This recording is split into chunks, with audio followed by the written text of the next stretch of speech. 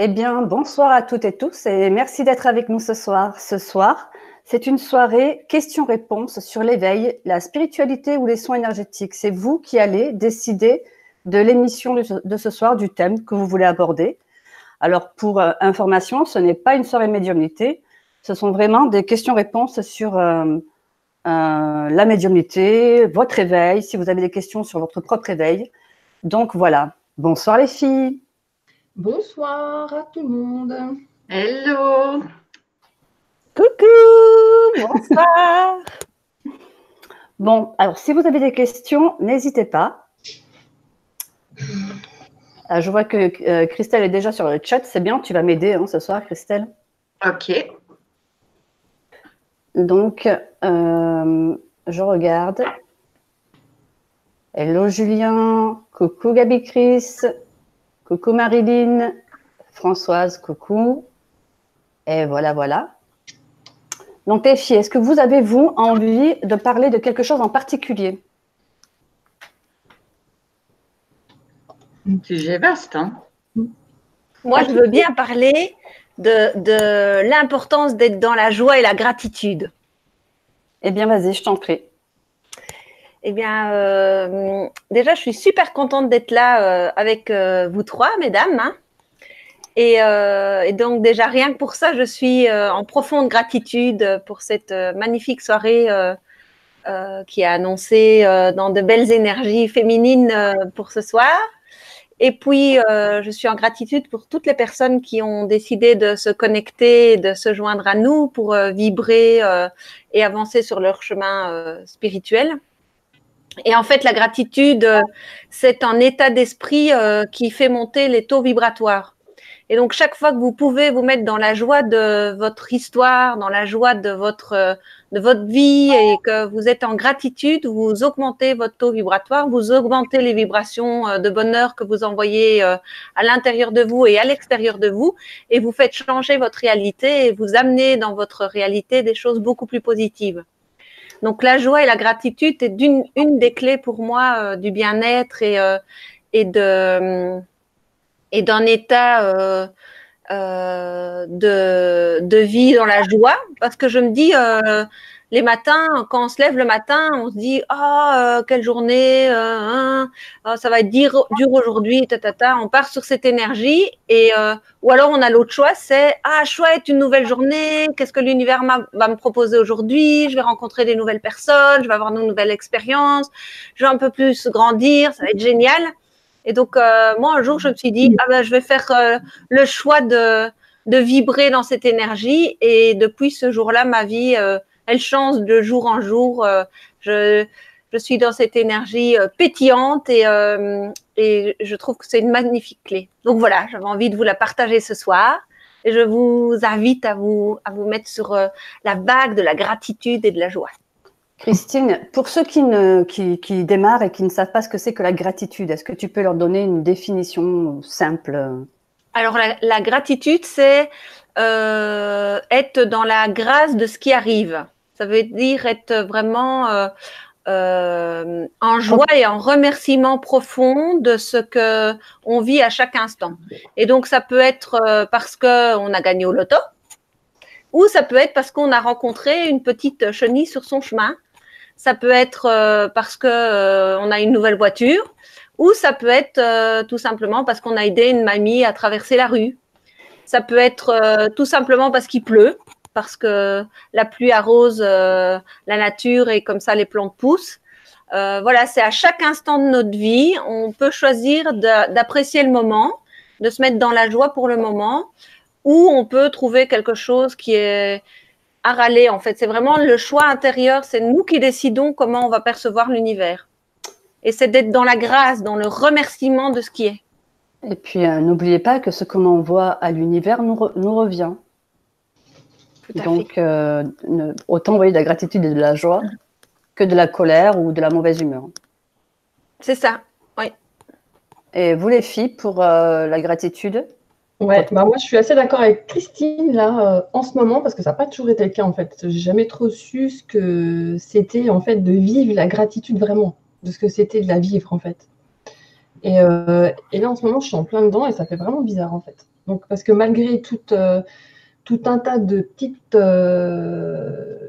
événements plutôt pas sympas qui arrivent les uns sur les autres, en fait, à l'opposé, j'ai plein d'autres choses qui me sont venues et pour lesquelles je remercie en ce moment tous les jours et qui sont vraiment en train de me transformer. Et je me rends compte que le fait d'être dans cette gratitude-là, malgré, en fait, du coup, les événements qu'on pouvait considérer comme pas super cool, ils passent vachement mieux et je me fais en fait beaucoup moins de soucis. Et du coup, ça s'arrange plus vite et il y a toujours une solution qui arrive, même si c'est pas toujours celle qu'on attendait, quoi, en fait. Donc, en ce moment, c'est ça pour moi. Ouais, je comprenais pas en fait avant les gens comme Christine qui sont toujours waouh, waouh. J'avais du mal avec ça. Et je m'étais dit, mais c'est toi qui as un problème avec ça, en fait. C'est que c'est quelque chose que toi, tu n'arrives pas à choper, quoi. Et maintenant, je suis en train de comprendre, ouais. Donc, ça s'expérimente, en fait, je pense. Voilà pour moi. Oui, je te rejoins là aussi, Laetitia, mais au départ, pour moi, la gratitude, c'était simplement le merci. Donc, la première fois vraiment, quand on rentre vraiment dans tout ça et qu'on entend gratitude un peu partout, ça voulait dire merci. Et en fait, j'ai découvert petit à petit qu'effectivement, ça allait bien au-delà d'un simple merci et de la raison pour laquelle on pourrait remercier. C'est vraiment être plus dans l'instant présent.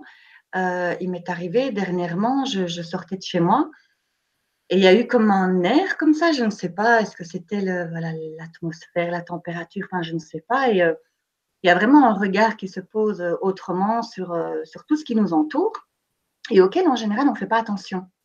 Et j'étais vraiment dans cet instant-là, dans la gratitude en me disant oh, c'est génial et je prends quoi. C'était vraiment ça, c'était tout ça qui vient à moi et de dire merci, ça me procurait beaucoup plus qu'un simple merci.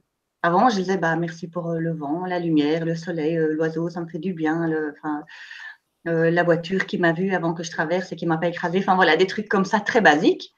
Mais petit à petit, je me suis rendu compte que ça allait, mais bien au-delà de ça. Et ouais, ça prend un sens vraiment plus complet, en fait. Et j'ai vu un commentaire de Lionel qui disait la gratitude, ce n'est pas la chose la plus facile à pratiquer. Et c'est vrai, je le rejoins parce qu'on pense, en tout cas au départ, que oui, on dit merci, on remercie et ça va, c'est simple. Et en fait, non, pas du tout. C'est quelque chose vraiment qui se développe et qu'on apprend. Comme tu disais, Laetitia, on apprend vraiment ce que c'est. Donc, ça. Ouais. Au départ, on le fait sans vraiment vibrer. On remercie pour le travail que l'on a, parce qu'il nous plaît. On va remercier pour les enfants que l'on a, le conjoint, la voiture. Et au bout du compte, on ne vibre pas. Et en fait, on se rend compte que quand on pratique la gratitude, à force de la pratiquer, eh bien, on vibre cette gratitude. C'est-à-dire que c'est quelque chose de profond qui nous met profondément en joie. Le sourire d'un enfant qui est là, qui te regarde et qui te sourit, mais je trouve ça magnifique. Alors qu'à une époque, j'aurais dit, elle est mignonne et c'est tout. Et là, mais je les remercie profondément pour cet échange. Parce que c'est vraiment un échange énergétique qui s'est passé entre elle et moi. Et c'est un merci profond, vraiment. Donc, remercier, c'est pas la chose la plus facile parce qu'on n'a pas l'habitude de le faire.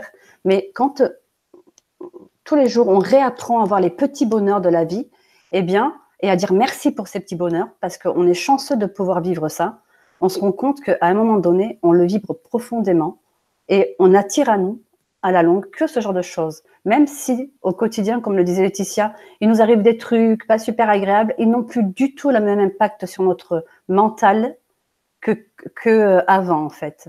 Et on se rend compte que ça tombe d'un côté, on a le quotidien de la vie, les petits tracas de la vie, et de l'autre, on a tous ces retours d'abondance, en fait, de tout ce que l'on a envoyé à l'univers qui nous revient, en fait. Oui, et même pour des choses plus désagréables à vivre. Moi, c'était pas du tout comme ça avant. Mais maintenant, quand il y a des petits couacs qui arrivent, que ce soit dans n'importe quel domaine, je remarque j'ai remarqué ça dernièrement, c'est devenu automatique où je me dis, tiens, qu'est-ce que l'univers met en place et quelle va être la leçon? Qu'est-ce que je vais apprendre de tout ça? En quoi ça va m'aider à développer quelque chose, à corriger quelque chose en moi donc, même dans des petits couacs qui, avant, m'auraient amené dans du stress ou éventuellement quelque chose de plus négatif comme de la colère ou de la tristesse, directement, je vais me dire, tiens, qu'est-ce qui se passe? Et c'est là pourquoi? Qu'est-ce que ça vient me montrer? Et à ce moment-là, je suis déjà dans la gratitude en me disant, OK, je ne sais pas ce qui va se passer, ce que je vais en retirer, mais je suis déjà dans le merci intérieur en me disant, je ne sais pas pourquoi, mais il y a quelque chose qui va être retiré de tout ça. C'est ça, exactement. Ouais. Donc, je regarde… Et un truc par rapport à la gratitude, c'est aussi l'état d'amour dans lequel on est pour nous-mêmes. Si on est dans un état d'amour et qu'on augmente notre état d'amour de nous-mêmes petit à petit, on peut vraiment être dans un état d'amour pour les autres et dans une réelle gratitude. Dans ces vibrations que tu expliquais, Aline, ça devait vibrer à l'intérieur de nous. Pour moi, la gratitude est liée à cet état d'amour qu'on peut dégager. Et donc, plus on va s'aimer, plus on va accepter notre vie, plus on va accepter qui on est profondément, plus on peut être dans la gratitude et plus l'amour monte encore plus et plus l'univers nous envoie du positif et c'est vraiment comme une spirale qui se crée à l'intérieur de nous et qui est nourrie de jour en jour et qui augmente de plus en plus. Et ouais, c'est magique. C'est ça, Ouais, c'est magique. c'est ça. Ouais, je suis d'accord aussi. Ouais. Je crois que c'est une des choses les plus compliquées, c'est de s'aimer déjà soi-même, en fait. Je crois que tout le monde en passe un peu par là. Et on commence à voir la différence quand on commence à s'apprécier et voilà, à se regarder un petit peu. Quoi. Oui, et même à aimer ce qu'on appelle nos défauts. Parce que c'est plus facile, je pense, d'aimer quelque chose qui est positif, qui est reconnu comme qualité, etc. Mais apprendre à aimer, enfin, je ne sais pas si c'est apprendre, mais en tout cas, parvenir à aimer en disant, tiens, j'ai tel côté, c'est pas top. Et en fait, de s'accepter quand même avec ce côté-là. Oui, je trouve que c'est très enrichissant. C'est ça. Lunel pose une question sur le chat qui est très intéressante. Dit-il, peut-on dire à des gens qui ne vivent que dans la souffrance qu'ils doivent ressentir de la gratitude envers l'univers? Difficile.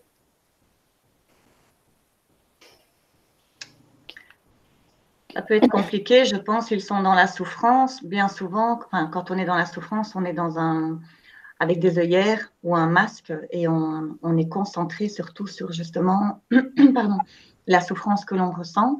Et je pense que ça dépend des personnes. Si les personnes sont suffisamment ouvertes, même si elles ne comprennent pas, comme tu disais tout à l'heure, Aline, de vibrer à l'intérieur cette gratitude, mais au moins de la comprendre dans le sens théorique du terme, on peut planter une graine et voilà, ça va germer quelque chose. Mais je pense qu'il y aura également des personnes qui seront beaucoup trop dans la souffrance ou dans leur mal-être à ce moment-là. Je pense que l'on peut planter une graine, effectivement. Moi, si j'ai quelqu'un en soins qui vient, je vais quand même lui glisser le message. Je vais quand même planter cette graine, avec bien sûr en choisissant et en pesant mes mots. Je ne vais pas parler à quelqu'un qui est bien dans sa peau et qui a envie d'évoluer, pareil qu'à quelqu'un qui vit dans la souffrance en lui disant, écoutez, je sais que vous ne pouvez pas l'entendre pour le moment. Ceci dit, gardez-le quelque part au fond de vous. Et quand vous y pensez, et quand vous en avez envie, soyez dans la gratitude de ce que vous avez, malgré tout, parce que vous ne le voyez plus. Il y a plein de petits bonheurs partout. Et ce jour-là viendra. Et n'oubliez pas ce que je vous dis là. Et à un moment donné, et s'ils en ont l'envie et s'ils le veulent, en tout cas, moi, j'ai planté la graine. C'est à eux de savoir s'ils ont envie de l'arroser ou pas. Ouais, je pense en tout cas qu'il y a des étapes avant d'arriver à cette gratitude-là. C'est ça, il y a un travail. En tout cas, la graine est plantée. Ouais. Et quand elle devra germer, elle germera, si elle doit germer. Moi, je pense qu'à l'intérieur de nous tous, il y a ce feu, il y a cette vie et cette flamme, ce divin qui est à l'intérieur de tout le monde. Et je pense que qu'on a une force à l'intérieur de nous qui, peu importe ce qu'on s'est proposé comme expérience dans notre vie, la force qu'on a à l'intérieur de nous, notre âme a la clé pour dépasser cette expérience. Et donc, par notre bienveillance et l'accueil de l'histoire de l'autre sans aucun jugement et en verbalisant à l'autre, en allant dire à l'âme de l'autre qu'il y a une porte de sortie, qu'il y a un espoir et qu'il y a une solution à tout problème et que l'âme a la force de trouver le chemin, oui, c'est une ouverture vers sa propre guérison, quoi, vers son chemin intérieur. Et pour moi, je suis vraiment d'accord avec toi, Aline, dans le sens qu'il faut toujours semer quelque chose. Je pense qu'on n'aide pas les gens quand on leur dit oh ma pauvre, c'est vrai, c'est super compliqué, et je te plains et que voilà, on maintient les gens dans leur façon de voir leur expérience et je crois que c'est plus intéressant de pouvoir accueillir l'histoire des personnes avec bienveillance, sans jugement, donc leur permettre de discuter et de partager leurs difficultés. Et quand c'est à notre tour de parler et de communiquer avec eux, c'est de leur dire on te comprend. Et peut-être que derrière, il y a quelque chose qui va venir, il y a quelque chose de nouveau. Aujourd'hui, c'est comme ça, mais demain, c'est un autre jour. Ce ne sera pas la même chose. Tu peux créer une autre énergie, tu peux envisager autre chose. Tu n'es pas obligé de rester dans le même schéma toute ta vie. Et je crois que ça, c'est vraiment une des clés quand on veut aider quelqu'un, c'est de ne pas maintenir en tenant le même discours que la personne dans sa souffrance, ne pas le maintenir dedans en gardant la même vibration que lui et en lui donnant le même discours que lui. Enfin, je ne sais pas si vous comprenez ce que je veux dire, mais je pense que c'est beaucoup plus porteur si on arrive à l'inviter à voir au-delà de ce qu'il vit, en fait, à ne pas rester la tête sous l'eau, mais à lui dire mais regarde, si tu fais juste ça, bah, tu sors déjà la tête de l'eau. Alors oui, ton corps y est encore et tout ça, mais déjà tu as la capacité juste de relever la tête et d'être la tête dans l'air et de voir le ciel et si tu continues petit à petit, tu vas retirer tout ton corps de ce marasme, quoi. Je pense que quelque chose d'important aussi, en tout cas pour moi à dire, c'est que une personne qui veut aider une autre qui est dans la souffrance, comme Lionel le disait par rapport à sa question, il n'y a pas de responsabilité pour la personne qui veut aider. Il n'aura pas de sa propre responsabilité à lui de sortir l'autre de la tête de l'eau, pour reprendre ton expression. Il donne sa… Non, il doit le faire lui-même, quoi. C'est ça que tu veux dire. Non, oui. Je vais le dire autrement parce que sinon vous allez partir toutes les deux dans un fou rire, je vous connais. Donc je cherche d'autres mots. Donc, c'est trop tard. Pardon. Ah, ça m'énerve. Bon, il va aider à sa manière. Maintenant, ce que l'autre en fera, c'est ce que lui ou elle en fera. Il ne faut pas non plus absolument rester fixé en disant oui, mais il ne fait pas, il ne s'en sort pas, donc c'est que je n'ai pas bien dit, je n'ai pas bien fait. Il n'en va pas de notre propre responsabilité. Il y a quelque chose qui a tourné comme ça sur Facebook, je pense que tout le monde connaît, c'est on ne sauve pas quelqu'un qui ne veut pas se sauver lui-même. Donc si la personne n'est pas prête elle-même à voir les choses, à faire un changement et à faire quelque chose de concret pour s'aider elle-même, ça va être très, très, très compliqué, voire impossible pour quelqu'un d'autre. Il n'a pas la baguette magique. On peut aider, on peut conseiller, on peut guider, on peut faire un tas de choses. Mais l'action même, c'est la personne. Donc, je pense que c'était important par rapport à la question de Lionel de dire oui, c'est génial de vouloir aider quelqu'un à sortir de la souffrance, mais il n'y a pas de responsabilité pour lui si l'autre ne fait pas sa part, quoi. Oui, c'est que je pense que Lionel trouvait ça difficile de dire à quelqu'un. Je pense que comme Lionel n'a pas compris le concept de gratitude, du coup, il trouve ça dur de dire à quelqu'un dans la souffrance de lui dire, ben écoute, je sais que tu souffres, mais sois dans la gratitude de ce que tu vis, alors que la personne ne vit que le noir. Et Françoise a dit un truc sur le chat très logique pour moi, mais qui peut l'être beaucoup moins pour des personnes qui n'ont pas du tout la même… Ah, elle est là. qui n'ont pas du tout fait le même travail que nous, François, c'est on peut aussi se demander pourquoi quelqu'un a fait le choix de vivre la souffrance dans cette incarnation. Mais quand on dit ça à quelqu'un qui n'a pas fait le travail, comment dire? Il nous regarde avec des yeux de merde enflée en se disant mais qu'est-ce qu'elle dit? J'ai pas choisi de souffrir. Pourquoi elle me parle comme ça? C'est pas moi. Je souffre parce que mon mari est décédé, je souffre parce que mon conjoint m'a quitté, je souffre parce que j'ai perdu mon boulot et que tout s'écroule autour de moi. Et ce n'est pas ma faute. Et leur part de responsabilité, ces gens-là n'ont pas encore compris que dans chaque événement de leur vie, ils ont leur propre part de responsabilité. Et là, si on dit ça à quelqu'un qui n'arrive déjà pas à comprendre la gratitude, il y a moyen que ça se passe. Oui, je me permets juste de rebondir sur une petite chose que tu as dit par rapport à Lionel. En fait, c'est une personne que j'ai eue en consultation et il est vraiment dans la gratitude. Donc, à mon sens, je pense que sa question est vraiment tournée vers une personne à qui il pense. Lui comprend la gratitude. Il est dans cette gratitude, mais il n'arrive peut-être pas à la transmettre ou à la faire comprendre à l'autre. Ou alors, c'est simplement des questions qu'il pose. Pour les personnes qui, comme moi, quand je pose des questions un peu basiques, pour les personnes qui nous regardent et qui ont besoin de comprendre. Ouais. En tout cas, sa question était super intéressante parce que ça permet de donner plein d'infos, quoi. Donc, merci Lionel pour ta question.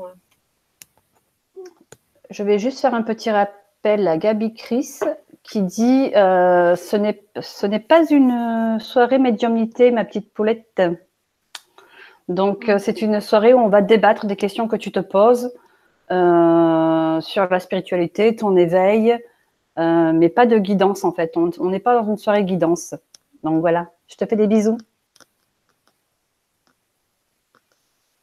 Ensuite, je vais les prendre dans l'ordre. Je reviendrai sur la question de Françoise que je trouve super intéressante. Voilà. Alors bonsoir, ce n'est pas facile à voir, je remercie souvent, mais je ne pense pas arriver à l'état de gratitude. Avez-vous un conseil pour évoluer vers la gratitude? Y a-t-il quelque chose à faire? Merci, c'est Béa.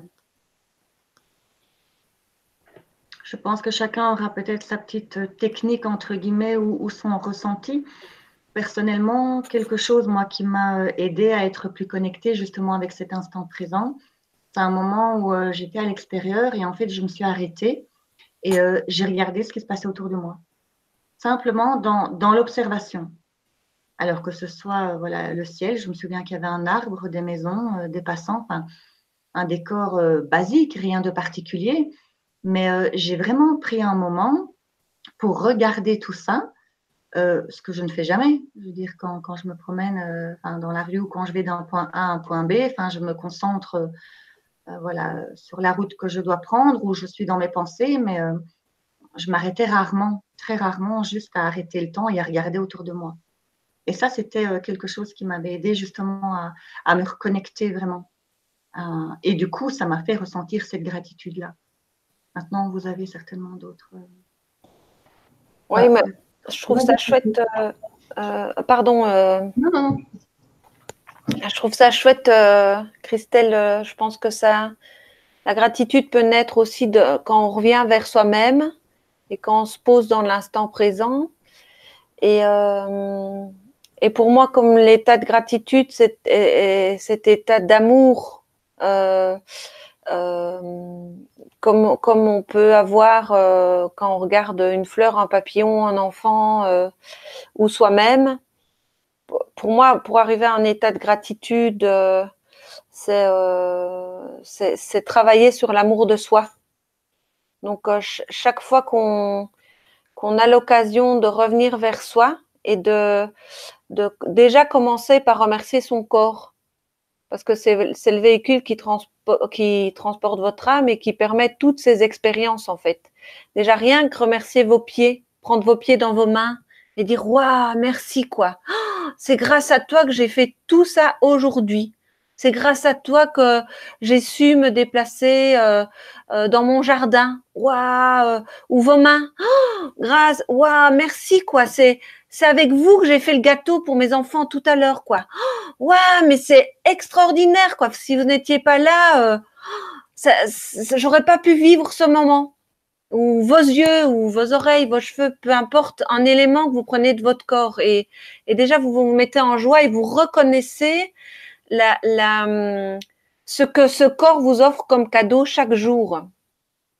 Et vous faites ça régulièrement et petit à petit, vous arrivez après à être en joie par rapport aux paroles que vous pouvez dire, aux actes que vous pouvez poser. Vous pouvez être en gratitude par rapport aux rencontres que vous allez faire, etc., etc., etc. Et donc, je trouve que commencer par son corps est quelque chose d'assez facile parce que on a vite compris l'utilité de nos mains, de nos pieds, de nos genoux, nos oreilles. Moi, je me suis rendu compte de ça profondément dans une expérience que j'ai vécue qui était extraordinaire. C'est quand je me suis cassé le gros orteil en allant chercher une pierre chamanique dans mon jardin. Je me suis retrouvée à 11h du soir à quatre pattes dans les escaliers de mon jardin en train de pleurer. Et j'avais les genoux et les jambes tout arrachées, l'orteil cassé. Enfin, c'était donc d'abord on est en pleurs, d'abord voilà, on se demande ce qu'on a, on lave ses jambes, on a conscience qu'on a l'orteil cassé, on va à l'hôpital. Et en fait, très vite, comme je suis dans cette conscience, comme Christelle l'expliquait tout à l'heure, de me poser la question, de dire pourquoi est-ce que je me suis offert cette expérience, j'ai commencé à chercher et cette expérience m'a appris plein de choses, donc c'était vraiment génial. Mais ce qu'elle m'a appris entre autres, c'était de me dire, oh, mais ouais quoi, mes orteils me permettent de marcher en équilibre. Elles me permettent de bouger. Je me suis rendu compte qu'en étant immobilisée à cause de mon orteil, il y avait certaines choses que que je ne pouvais pas faire, que j'ai dû arrêter de faire, ou voilà. Et c'est là où je me suis vraiment mise dans un état de gratitude profonde pour mon corps et pour tous ces organes, toutes ces cellules, toutes ces parties de mon corps qui me permettaient en fait de vivre des expériences extraordinaires terrestrement parlant, quoi, et qui sont d'une banalité pour la majorité des êtres humains. Donc marcher, tout le monde va dire bon, tout le monde marche. Ben non, en fait c'est moi quand je marche et que je prends la peine de me dire ouah, je marche, je suis en gratitude, quoi. J'explose de joie à l'intérieur de moi. Et voilà. Donc voilà moi mon truc pour aller vers la gratitude. Letty? Ouais. Alors, pas de méthode, mais juste comment j'ai expérimenté, en fait, c'est que être dans l'instant présent, dans le sens écouter les ressentis du corps aussi. Moi, c'est comme ça que je l'ai ressenti, en fait. Ça a fait comme un petit un truc qui éclate, en fait. Et on se rend compte que, waouh, merci. Enfin, ça s'est fait naturellement comme ça. Et même par exemple, quand on demande quelque chose, quand on dit il faut déjà être dans la gratitude qu'on l'a déjà, que ça va déjà se réaliser, ça c'est quelque chose qui était super compliqué pour moi. Mais c'est comme ça qu'on se rend compte de quelles demandes sont importantes pour nous et quelles demandes viennent plutôt du mental ou de quelque chose qui ne viendrait pas forcément du cœur ou quelque chose qu'on n'aurait pas forcément besoin, mais qu'on a envie comme ça. Et on le ressent ça. Quand on n'arrive pas on ne ressent pas cette gratitude quand on fait une demande. Je sais que moi, en tout cas, je le voyais tout de suite. Je dis, laisse tomber, passe à autre chose, parce que là, tu es en train de demander un truc, mais tu n'y crois pas du tout, quoi. Mais quand c'est quelque chose qu'on a vraiment envie, mais du fond du cœur, si on fait attention à nos ressentis dans le corps, on va sentir que c'est vrai et que c'est juste, en fait. Et là, maintenant, j'arrive, moi, à faire la différence comme ça, avec le ressenti dans le corps. Ça fait monter quelque chose, en fait. Donc, être à l'écoute du corps, moi, je dirais. Voilà. Oui, moi, je suis plus pour ressentir la gratitude. Alors, j'avais compris que c'était important au quotidien et comme beaucoup de personnes, je pense, j'étais plus tournée sur tout ce qui n'allait pas dans ma vie que tout ce qui allait bien. Et j'ai réappris à regarder les petits bonheurs de la vie. Alors moi, j'ai un peu de mal avec mon corps. La méthode avec mon corps, c'est pas possible pour moi. Par contre, de nouveau regarder un arbre avec les feuilles dans le vent, un papillon qui passe, un enfant qui sourit. Et je parle souvent de l'enfant qui sourit parce que c'est arrivé avec une petite fille, en fait, où là, quand elle m'a souri, j'ai senti, je pense, pour la première fois, cette gratitude profonde pour cet échange avec cet enfant. Et j'ai compris comment ça fonctionnait, en fait. J'ai commencé à comprendre comment ça fonctionnait.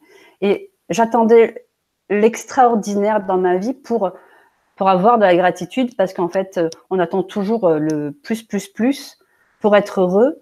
Et en fait, je pense que j'ai jamais su que pour être heureux, c'est au quotidien. C'est les petits bonheurs de la vie. C'est les copains qui vous disent je t'aime. C'est les enfants. C'est les animaux, puisque tout le monde sait que je suis une folle d'animaux. Et ça, c'est des cadeaux de la vie. Et je ne le voyais plus. Même si j'avais beaucoup d'amour pour ces animaux, je n'étais pas dans la gratitude de l'amour qui m'apportait. Je ne sais pas comment vous expliquer. Je pense qu'on a tous connu cette phase, plus ou moins. Et aujourd'hui, la gratitude, en fait, elle se vibre. Quand on est vraiment dans la gratitude, on la vibre. Et c'est extraordinaire. Alors, moi, je suis passée par le cas j'ai réappris à dire merci pour les petits cadeaux de la vie, pour le petit quotidien de la vie que je ne voyais plus. Et ça m'a permis d'être tous les jours, comme Christine, en fait, finalement, au quotidien dans la gratitude de tout ce que je vis. Mais pour moi, ça a été un travail, voilà, ça a été de la persévérance, en fait. Voilà, j'ai pas lâché. Et tous les jours, des fois, j'oubliais, et hop, je revenais à mes moutons. Je me disais, waouh, cet arbre, il est magnifique. Et je me concentrais sur le moment présent de ce que j'avais. C'est comme ça pour moi que ça marchait. Je pense qu'on est tous différents. Il y a autant de méthodes que de personnes différentes. Et il faut juste trouver ce qui déclenche chez nous cette gratitude. Pour certains, c'est très rapide et pour d'autres, c'est plus long. Pour moi, ça a été plus long. Et pour certains, c'est plus spontané. Donc, il ne faut pas désespérer. Et si vous voyez qu'une méthode ne marche pas, eh bien, essayez autre chose. Mais ne baissez jamais les bras parce que ça vaut vraiment le coup. C'est OK pour vous, les filles? Parfait.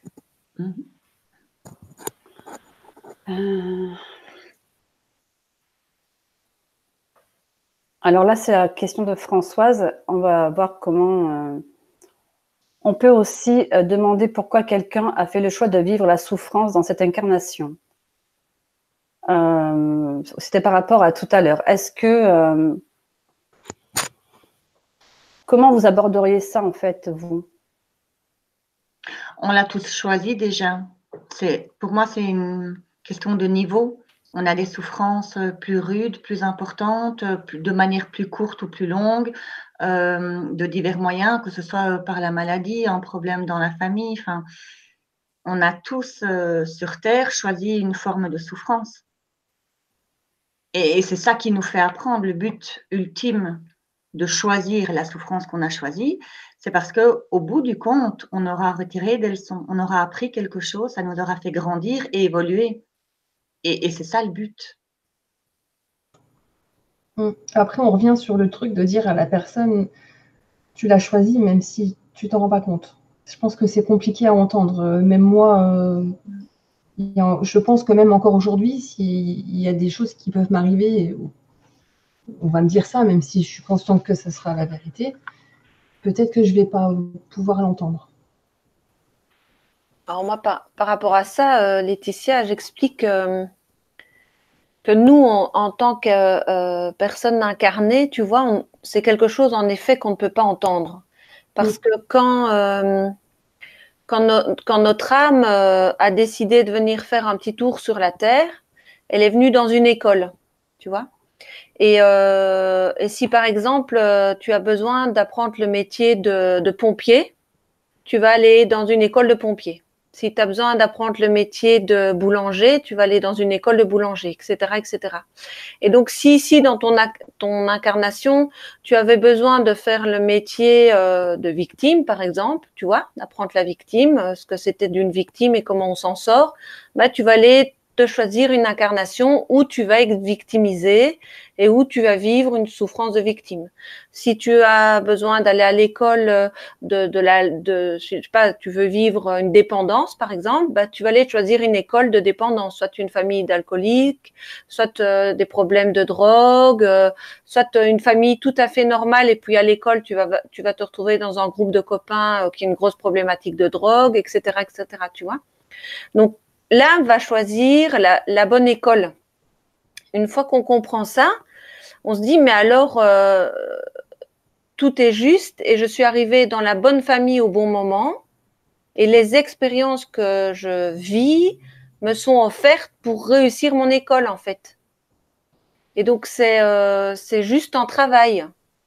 Ce n'est pas quelque chose qui va rester, dans lequel on doit rester embourbé. Tu vois, quand on va à l'école, ben, tu as la période des examens. Et la période des examens, elle dure pas tout le temps que tu vas à l'école. Elle dure à Pâques, et puis tu as Noël, et puis voilà. Et donc, dans nos vies, c'est pareil. En fait, on a des périodes comme ça d'examen où on se retrouve coincé dans certaines situations pour arriver justement à dépasser ce qu'on est venu travailler sur Terre.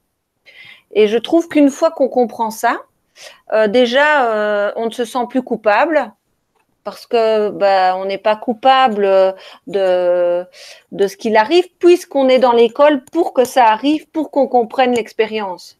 Tu vois? Donc déjà, quand on peut déposer la culpabilité, c'est déjà beaucoup plus facile. Et puis après, on se dit, ah ok, mais alors si mon âme a choisi cette école, c'est qu'elle est capable, c'est que j'ai les outils pour. Et donc, tout de suite, on reprend notre responsabilité et on se dit, allez, si mon âme a choisi cette école avec ses outils, c'est que je suis capable d'y arriver, c'est que je peux le faire. Et donc, on redevient responsable de son expérience, on devient responsable de toute notre histoire. Et une fois qu'on devient responsable, alors on trouve les outils, les personnes, les solutions et petit à petit, on traverse l'expérience. Ouais, c'est tout que la personne, en fait, entende que ça peut être changé, en fait. Oui. Se transformer, que c'est pas fatal, quoi. C'est ça, et qu'elle a la capacité surtout, tu vois. Oui, c'est surtout ça. Il faut vraiment comprendre que, pour moi en tout cas, c'est peut-être ma croyance, hein, voilà, mais j'ai vraiment la sensation que une âme ne va pas s'offrir une expérience où elle n'a pas les outils pour la réussir.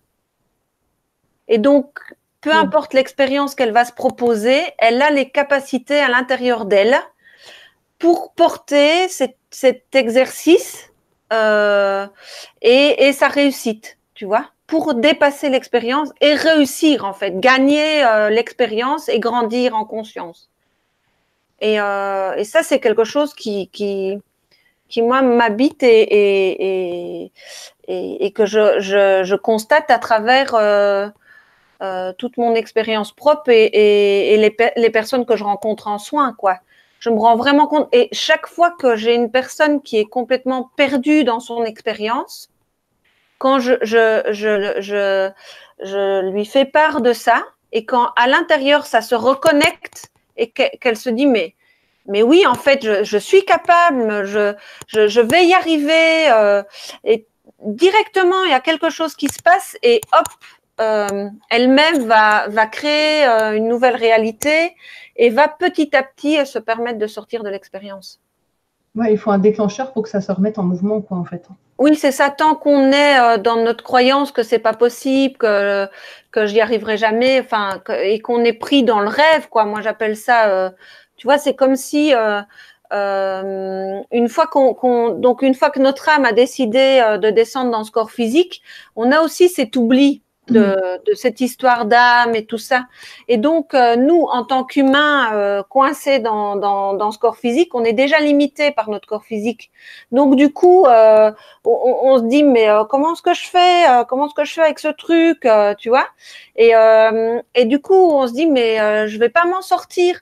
Alors que si, à l'intérieur, il y a vraiment les solutions et les vibrations qui fait qu'on peut créer soi-même la transformation et le changement.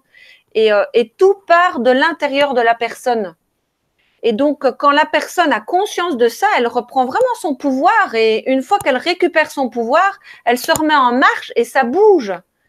Tant que la personne est dans la croyance qu'elle subit, tu vois, qu'elle subit son histoire, elle peut pas déclencher quelque chose. Une fois qu'elle se rend compte qu'elle ne subit pas, mais qu'elle est maître, qu'elle peut déclencher, elle va voir sa réalité d'une autre façon. Elle va voir que dans sa réalité, il y a déjà des solutions qu'elle n'avait pas vues avant et qu'elle va commencer à utiliser, qui va redéclencher des nouvelles vibrations, etc., etc.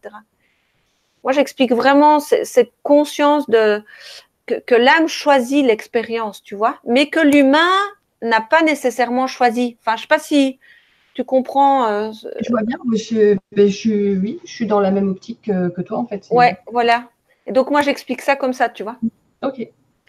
Et parce que c'est vrai que nous, en tant qu'humains, on peut vraiment être complètement bloqués et tétanisés devant ces expériences complètement inhumaines. Tu vois, nous, en tant qu'humains, on se retrouve face à des expériences où on qualifie d'inhumaines et ça nous bloque complètement, quoi.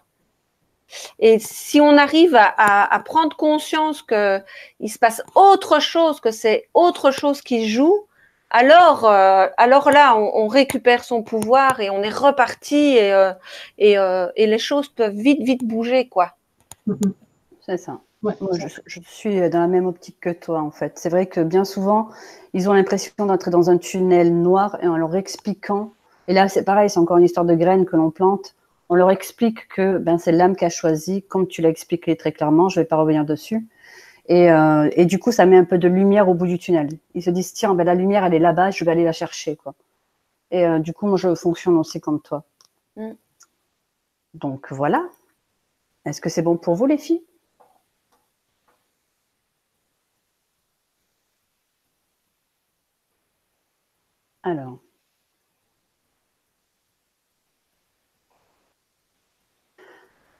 Alors, Laurence qui dit « Quelles sont les manifestations de la présence de Dieu au quotidien ?»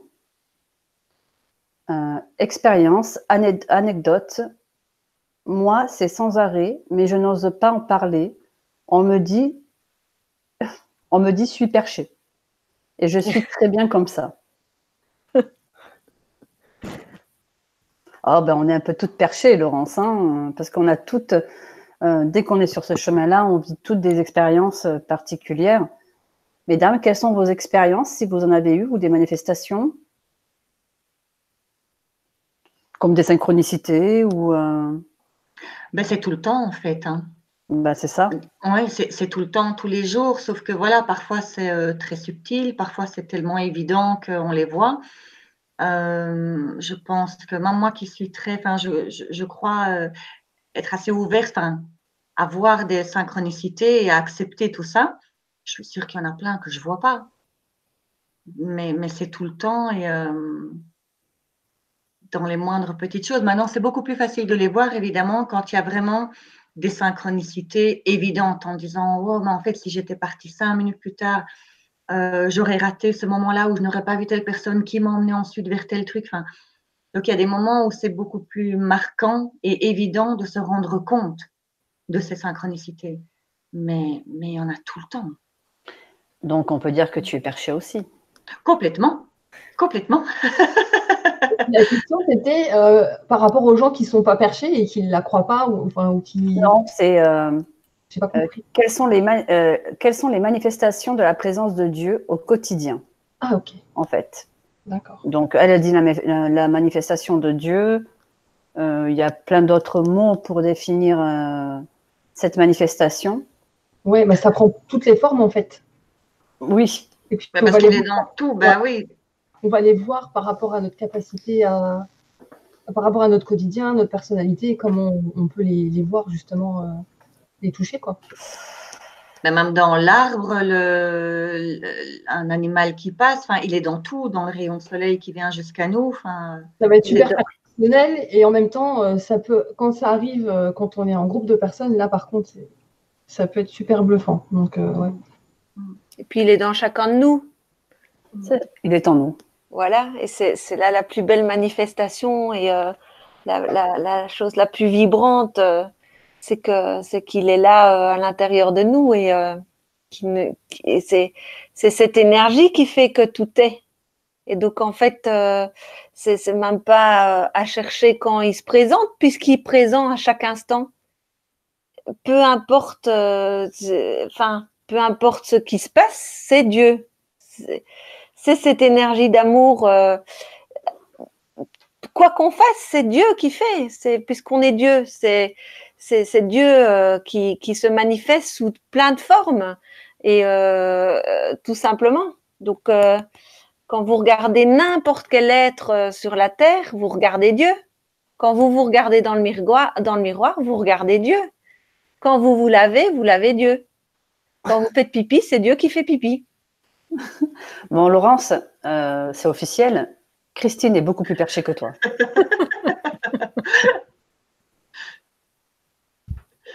Et donc, ce qui est génial, c'est que je dors avec Dieu.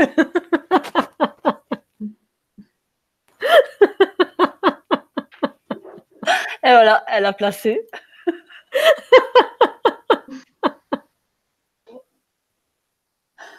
Bon, j'espère que ça te va comme réponse, Laurence. Ce soir, maintenant, le fait d'être, entre guillemets, jugé ou observé comme étant perché par les autres, les personnes qui vont dire mais elle est complètement perchée, ce sont les personnes qui ne sont pas à ce point ouvertes à tout ça. Mais il arrivera un moment où on sera beaucoup plus nombreux à être perchés et les non perchés, enfin, la proportion va changer. Et donc, finalement, tous les perchés ensemble feront la majorité du monde et c'est les non perchés qui vont se dire bon, ben, il faudra peut-être qu'on s'y mette pour être comme les autres. C'est juste une question de définition et dans le regard des personnes qui ne sont pas encore là. Mais ça viendra. Oui. J'avais sauté une question, dis donc, de Monique. Oui, Jules de ligne plus haut. Ouais, je suis perchée aussi. Alors, Monique dit, pensez-vous qu'être spirituel, c'est 24 heures sur 24, 365 jours par an? Car moi, dans ma vie, il y a des périodes où je vais être spirituelle et des périodes où je vais être terre à terre. Merci. Clairement non. Hein. Clairement non, pas 24 sur 24. Hein. Il suffit de me voir au volant de ma voiture, vous allez tout de suite voir que la spiritualité, elle m'a échappé un petit peu par moment. Hein. Mais en fait, moi, je dirais clairement oui, tu vois, Christelle, puisque c'est Dieu qui, même derrière ton volant, fait l'expérience de cette expérience, tu vois. Et donc, pour moi, tout est spirituel. Pour moi, je ne sépare plus, quoi, tu vois.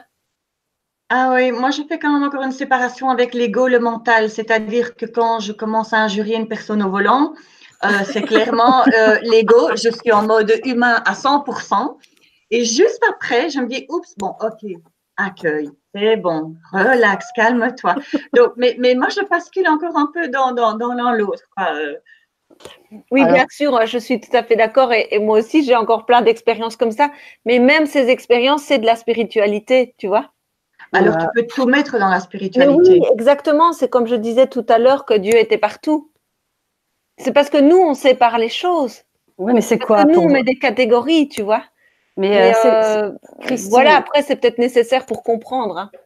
Christine, c'est quoi être spirituel pour toi? Parce qu'on n'est pas que spirituel et on n'est pas que humain. Enfin, je veux dire,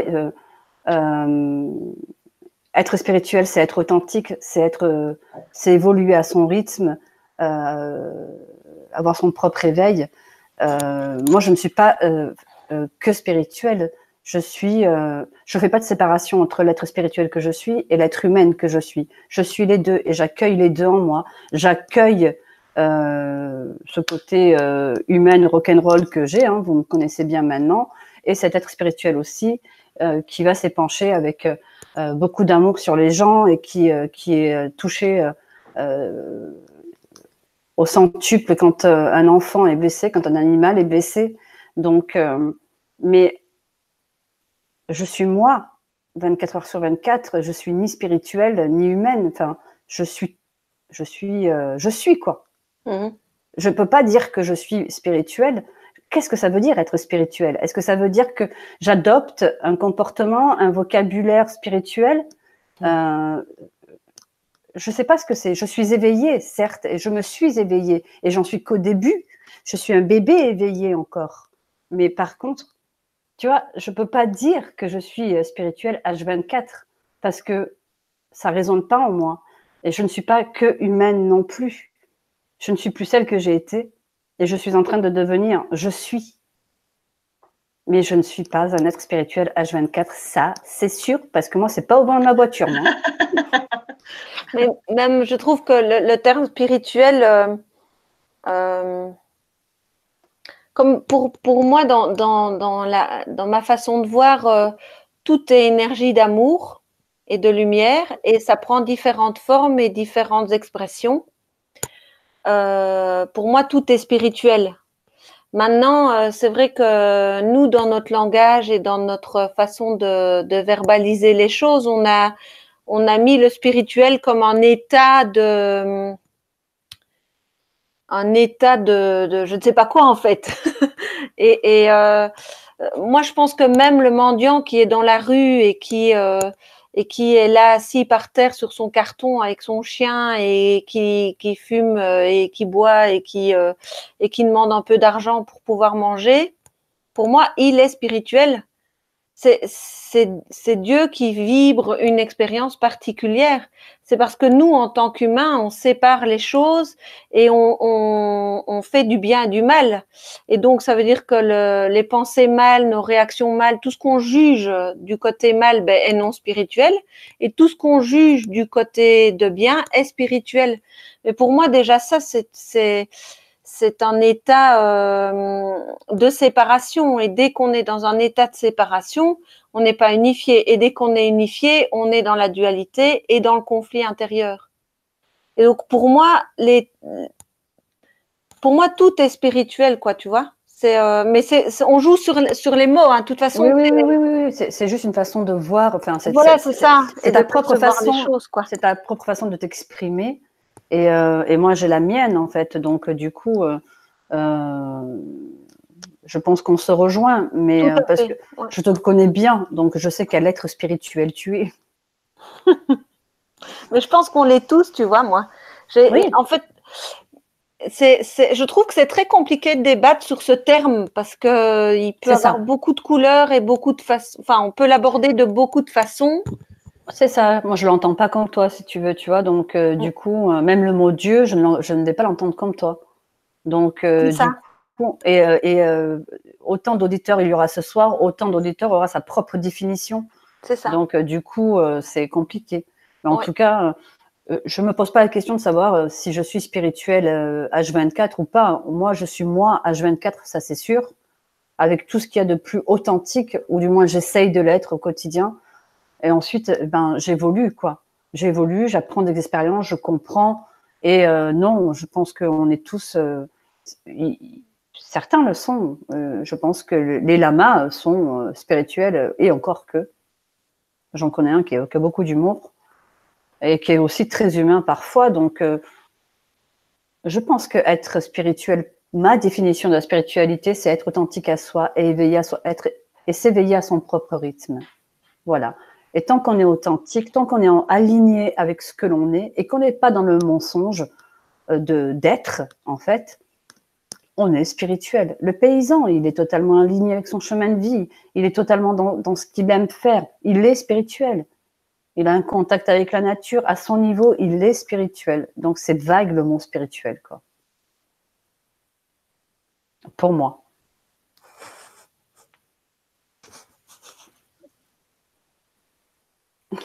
Y a-t-il des...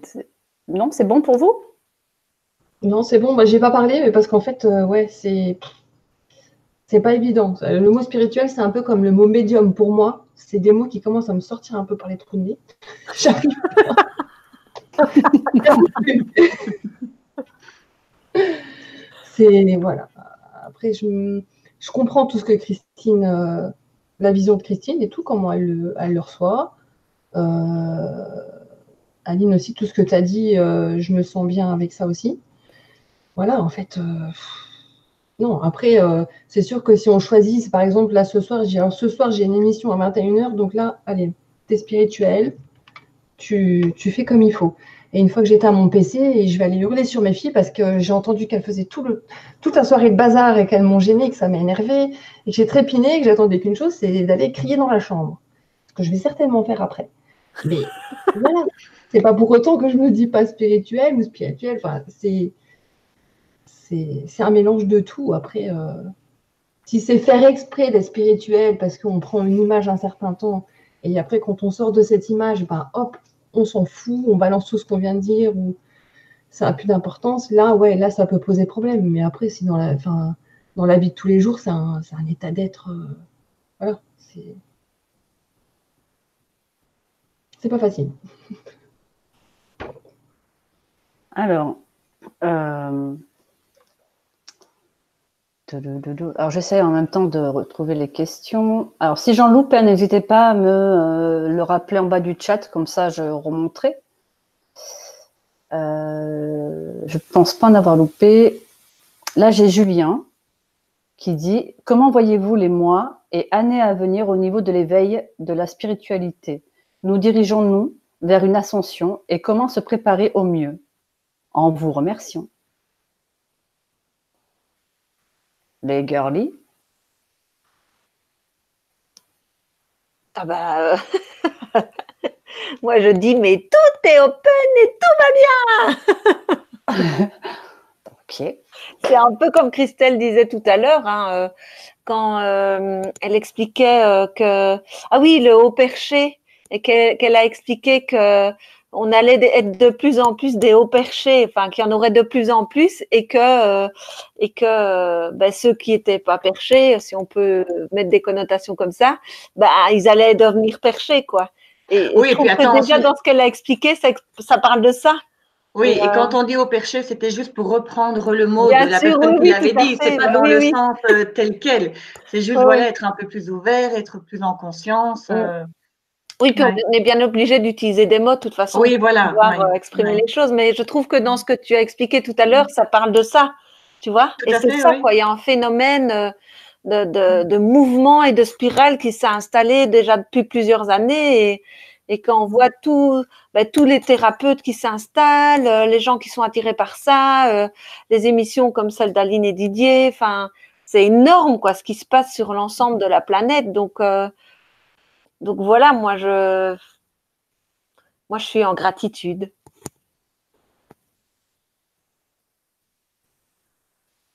Les filles?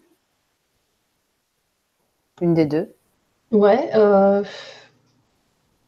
Comment tu vois les années à venir au niveau spirituel, éveil spirituel en fait? Ça dépend de quoi on parle, parce que c'est vrai qu'en ce moment, je pense qu'on voit un peu tout partout. Donc on peut vite se faire embarquer à flipper ou soit à se dire super, ça vient. Donc en fait, je crois qu'il ne faut pas trop attendre quelque chose et continuer à vivre au jour le jour et à pas trop s'occuper de ce qui se passe à côté. Et voilà, commencer par soi et après, ben, si on peut étendre, eh ben, c'est super, comme disait Christine, avec tout ce qui se passe. Après, pour le collectif, voilà, c'est encore différent. Tout le monde a un petit peu sa sauce un peu partout.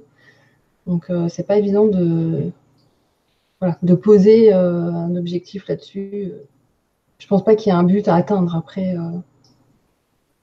il se passera ce qui doit se passer. Ça sera, je pense, au jour le jour, il y a tout qui peut changer tous les jours, en fait.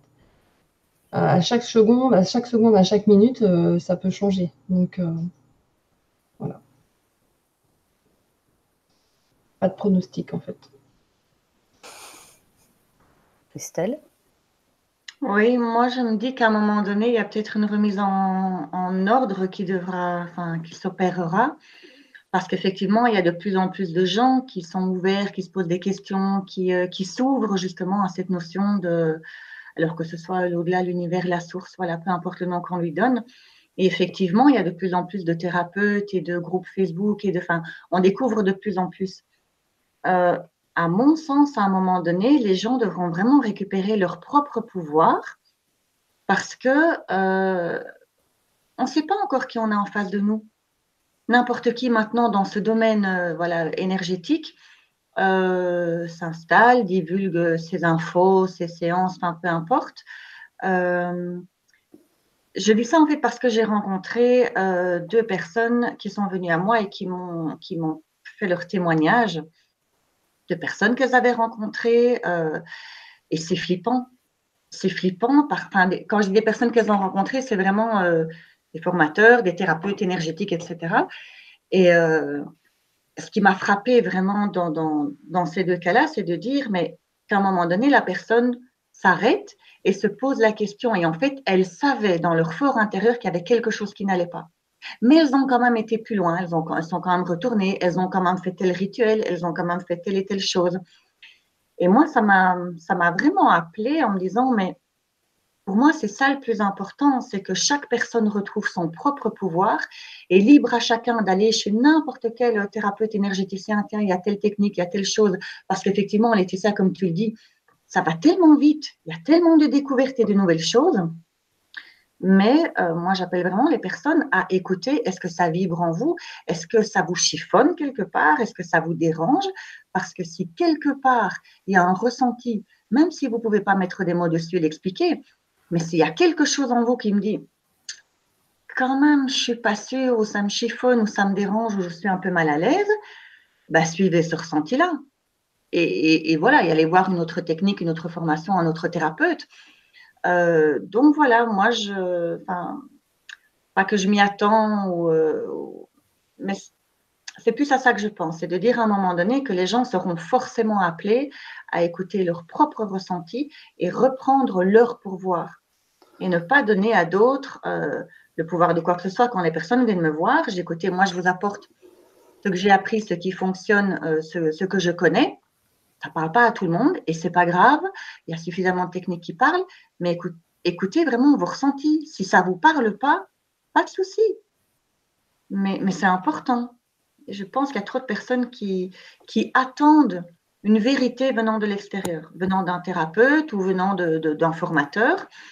Et je le comprends parce que moi aussi, j'étais comme ça avant. Donc, c'est vraiment pas quelque chose, c'est pas un jugement péjoratif que je donne. J'ai été comme ça aussi. Jusqu'à ce que je me rende compte qu'en fait, ma propre vérité, eh ben, en fait, elle ne collait pas, entre guillemets, avec la vérité que j'avais suivie de telle personne ou de telle autre personne. Et je me suis dit, et c'est pas grave, c'est pas problématique. C'est juste que voilà, tiens, telle personne a dit ça, ça me parle, ok. Le reste, bah, pas trop, ok, je vais continuer à approfondir et à creuser de mon côté. Je vais continuer à me renseigner. Il y a tellement d'infos. En fait, je crois que c'est ça aussi une grande différence par rapport aux époques d'avant, c'est qu'avant, l'information, elle était cachée. Ça remonte de tout temps, hein, le peuple, entre guillemets, ne pouvait pas savoir. Je pense que maintenant, on est dans une autre chose. On a toutes les informations à disposition, mais elles sont noyées dans les millions et les multitudes d'infos qu'on a par tous les moyens. Et donc, à nous d'aller chercher voilà, les infos dont on a besoin, quelques clés de réponse, de pas seulement aller voir un thérapeute, un formateur, une conférence, mais de se renseigner par divers biais, diverses choses sur le même sujet qui nous intéresse, jusqu'à mettre tout cela sur la table devant nous et de dire, OK, qu'est-ce qui me parle à moi? Qu'est-ce qui me plaît bien? Si quelque chose ne me plaît pas, même si je ne sais pas pourquoi, à coup sûr, c'est que parce que voilà, ça ne me parle pas et que je dois pas aller plus loin dans ce sens-là. Donc, voilà pour la question. Moi, ce serait plus récupérer votre propre pouvoir décisionnel sur votre vie. Il n'y a personne d'autre que vous-même qui peut être plus fort que vous et qui peut décider pour vous. Jamais de la vie. Déjà, voilà. Il n'y a personne de plus fort que personne. Chacun détient sa propre vérité.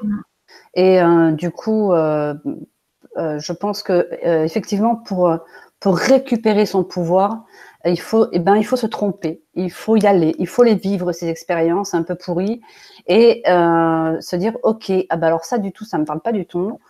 Pour moi, c'est trop ou trop sectaire, ou trop restrictif, ou peu importe les raisons. Donc je sais que ça vibre pas pour moi.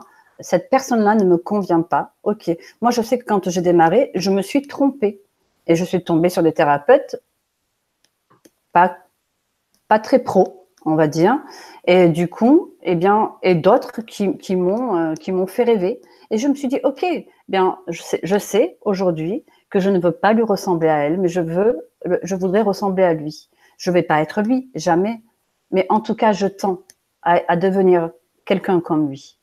Voilà. Et c'est parce que je me suis trompée qu'aujourd'hui, j'essaye de donner le meilleur.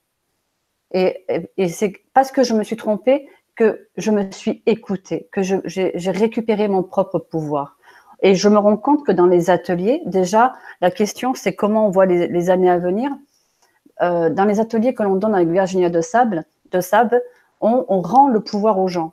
On leur rend tout leur potentiel. Et on a créé ces ateliers pour ça, parce que les gens sont en demande. Il y a une conscience qui s'éveille actuellement, où les gens se rendent compte qu'on a tous du potentiel, le même potentiel.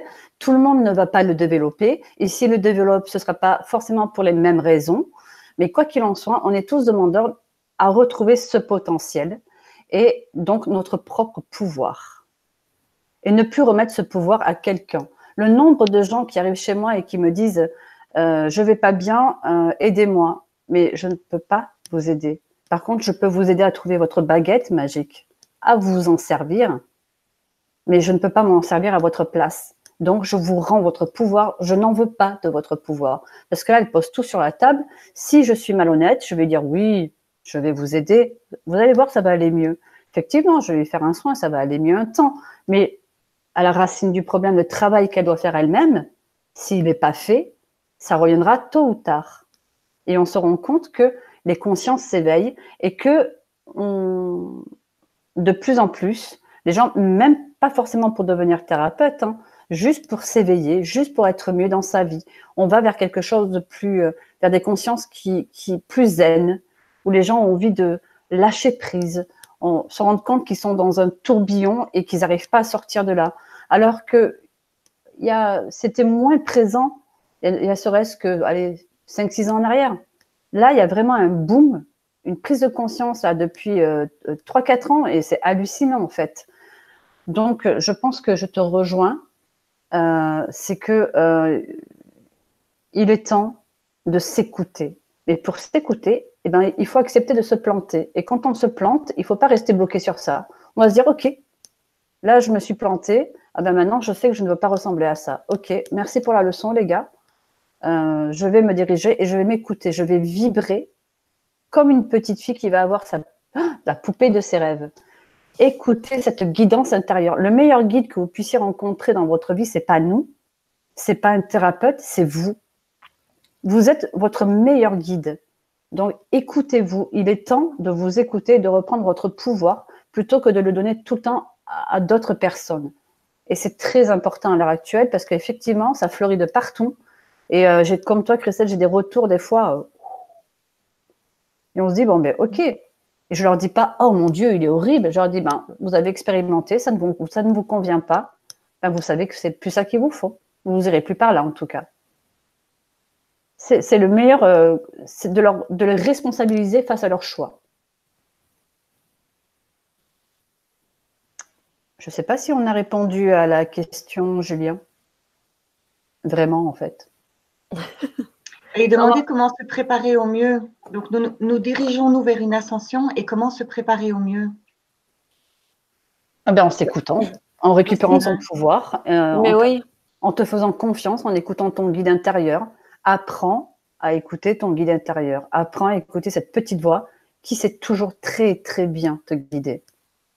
Et ça va s'accompagner, à mon sens, d'un autre apprentissage, c'est celui de respecter son soi et de continuer à suivre ses ressentis malgré le regard des autres. Parce que quand on commence vraiment à découvrir d'autres choses, à penser un petit peu différemment et qu'on voit tous les effets dans sa vie, c'est pas évident hein, au départ pour l'entourage. Et donc pour soi-même, parce qu'on est jugé, critiqué, nié, rejeté. Enfin bon, il y a un tas de possibilités. Peu importe. Donc, je dirais qu'il y a cet apprentissage-là aussi. Peu importe, quand on dit qui va me suivre, ben, c'est un peu ça.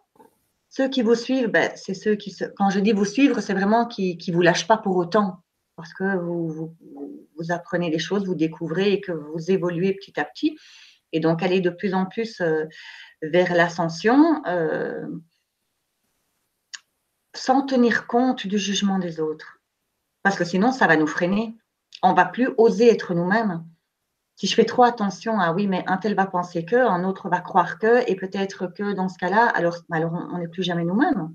Et de toute façon, on ne peut jamais être aimé par tout le monde, quoi qu'on fasse. Et les gens peuvent toujours trouver à critiquer. Donc, peu importe. C'est un autre apprentissage aussi, mais c'est de lâcher ça. De rester soi-même, peu importe ce que les autres pensent. Évidemment, dans le respect de tout le monde. Hein. Je ne dis pas d'aller faire n'importe quoi en disant on s'en fout des autres.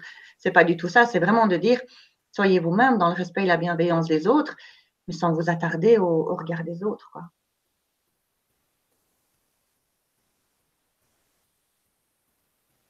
Pardon, ma poulette, je suis en train de lire le chat. Oui, il n'y a pas de souci. Du coup, on a une question de Lionel. Lionel, j'aime bien Lionel, moi. Oui, je l'aime bien aussi. Coucou Lionel. Alors, il dit, pouvez-nous nous parler du pardon comme outil d'évolution spirituelle? Le pardon peut-il permettre de récupérer de l'énergie qui est restée bloquée à cause d'une situation du passé?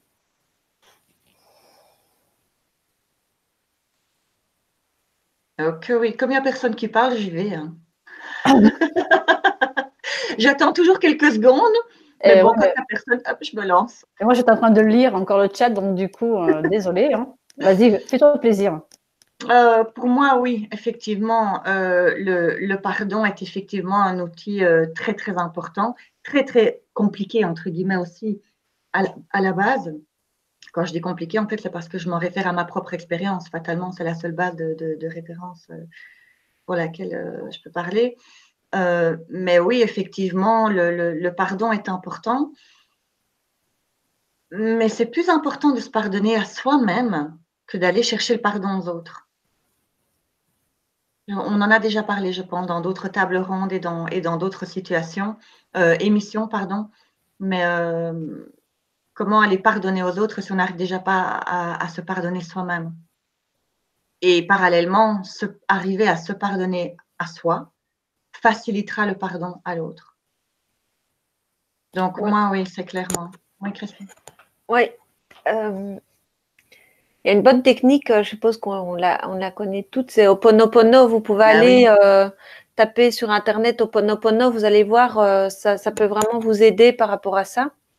Et moi, j'ai envie d'ajouter quelque chose parce que c'est quelque chose qu'on fait beaucoup en soins et qu'on accompagne les gens et dont on parle. Je crois qu'il faut vraiment garder à l'esprit qu'il n'y a pas de coupable. Parce que la culpabilité n'est qu'une vision humaine de la chose dans laquelle on s'enfonce profondément et dans laquelle on se noie complètement en fait, et on peut y rester des semaines, des années entières dans cette culpabilité. Alors que tout à l'heure, on a parlé que les choses arrivaient au bon moment et que les expériences étaient là pour nous faire avancer. Et donc, la culpabilité, en fait, n'existe pas. C'est une invention de l'esprit. On est responsable face aux situations, mais on n'est pas coupable. D'ailleurs, moi, souvent, je demande aux personnes qui sont dans cette culpabilité, dans cet état de culpabilité, que je connais bien parce que je suis passée par là, et je leur dis, mais si au moment où vous avez choisi, où vous avez posé cet acte ou dit ce mot, enfin voilà, ce sur quoi vous vous rendez coupable, vous saviez ce qui serait passé après, vous l'auriez fait, et à l'unanimité, pardon, tout le monde me dit, mais bien sûr que non. Donc, on est bien d'accord qu'il n'y a pas de coupable. Si on savait quand on fait un choix, ce qui se détricote après, les conséquences, on n'aurait pas fait ce choix-là. Donc, il n'y a pas de culpabilité. Par contre, on est responsable. Et on peut très bien se dire, ok, j'ai choisi de tel acte ou telle position, tel chemin ou telle personne dans ma vie, ou etc., etc. Je suis responsable de mon choix. Et au moment où on est responsable d'eux, on peut vraiment tout transformer dans notre vie. Et j'en reviens sur ce que les filles disaient par rapport à reprendre son pouvoir. C'est vraiment là où, quand on est responsable, ben, on reprend son pouvoir. Parce que si, par exemple, on va prendre l'exemple que Christelle a dit tout à l'heure, ben voilà, je dois me pardonner d'avoir été chez tel thérapeute parce que ce thérapeute m'a fait du mal, par exemple, ou m'a emmené sur un chemin qui ne me correspondait pas. Ben, on peut, voilà, on peut se pardonner, mais si réellement on remontait à la source et on se posait la question de se dire, ben voilà, j'ai choisi ce chemin, je suis responsable d'avoir choisi ce chemin. Ben, déjà, il n'y a personne qui est coupable dans l'histoire, ni le thérapeute en face, parce que le thérapeute est qui il est dans son expérience et point barre. Mais quand on est responsable, on peut très bien dire, ah ben ok, je m'écoute, comme Christelle, Aline et Laetitia parlaient tout à l'heure, je m'écoute et à partir de là, je choisis réellement ce qui est juste pour moi et je fais le choix de ne plus aller voir cette personne ou de choisir un autre chemin, ou etc., etc. Et donc du coup, la culpabilité fond comme neige et on n'a plus besoin de se pardonner. Enfin, c'est difficile ce que je veux exprimer parce que j'entends bien le pardon et moi j'ai déjà fait beaucoup aussi de travail sur le pardon par rapport à plein d'expériences que j'ai vécues dans ma vie, etc., etc. Mais plus j'avance sur mon chemin de conscience, plus je me rends compte en fait que le pardon est lié à cet état de croyance de culpabilité en fait. Et Mais vous savez, Christine, c'est ce que j'allais justement te poser comme question. En fait, oui. tu lis d'office le mot culpabilité au pardon parce que, par exemple, dans la question Lionel, je ne sais pas si c'est le cas, mais on peut se retrouver face à une situation où, en fait, voilà, c'est quelqu'un qui nous apporte une souffrance, un désagrément, etc. Donc, il y a peut-être qu'on ne se sent pas coupable à la base, mais qu'on a un pardon à accorder. Donc, est-ce que d'office, toi, tu mets cette culpabilité dans le pardon? Attends, hein. Moi, je pense que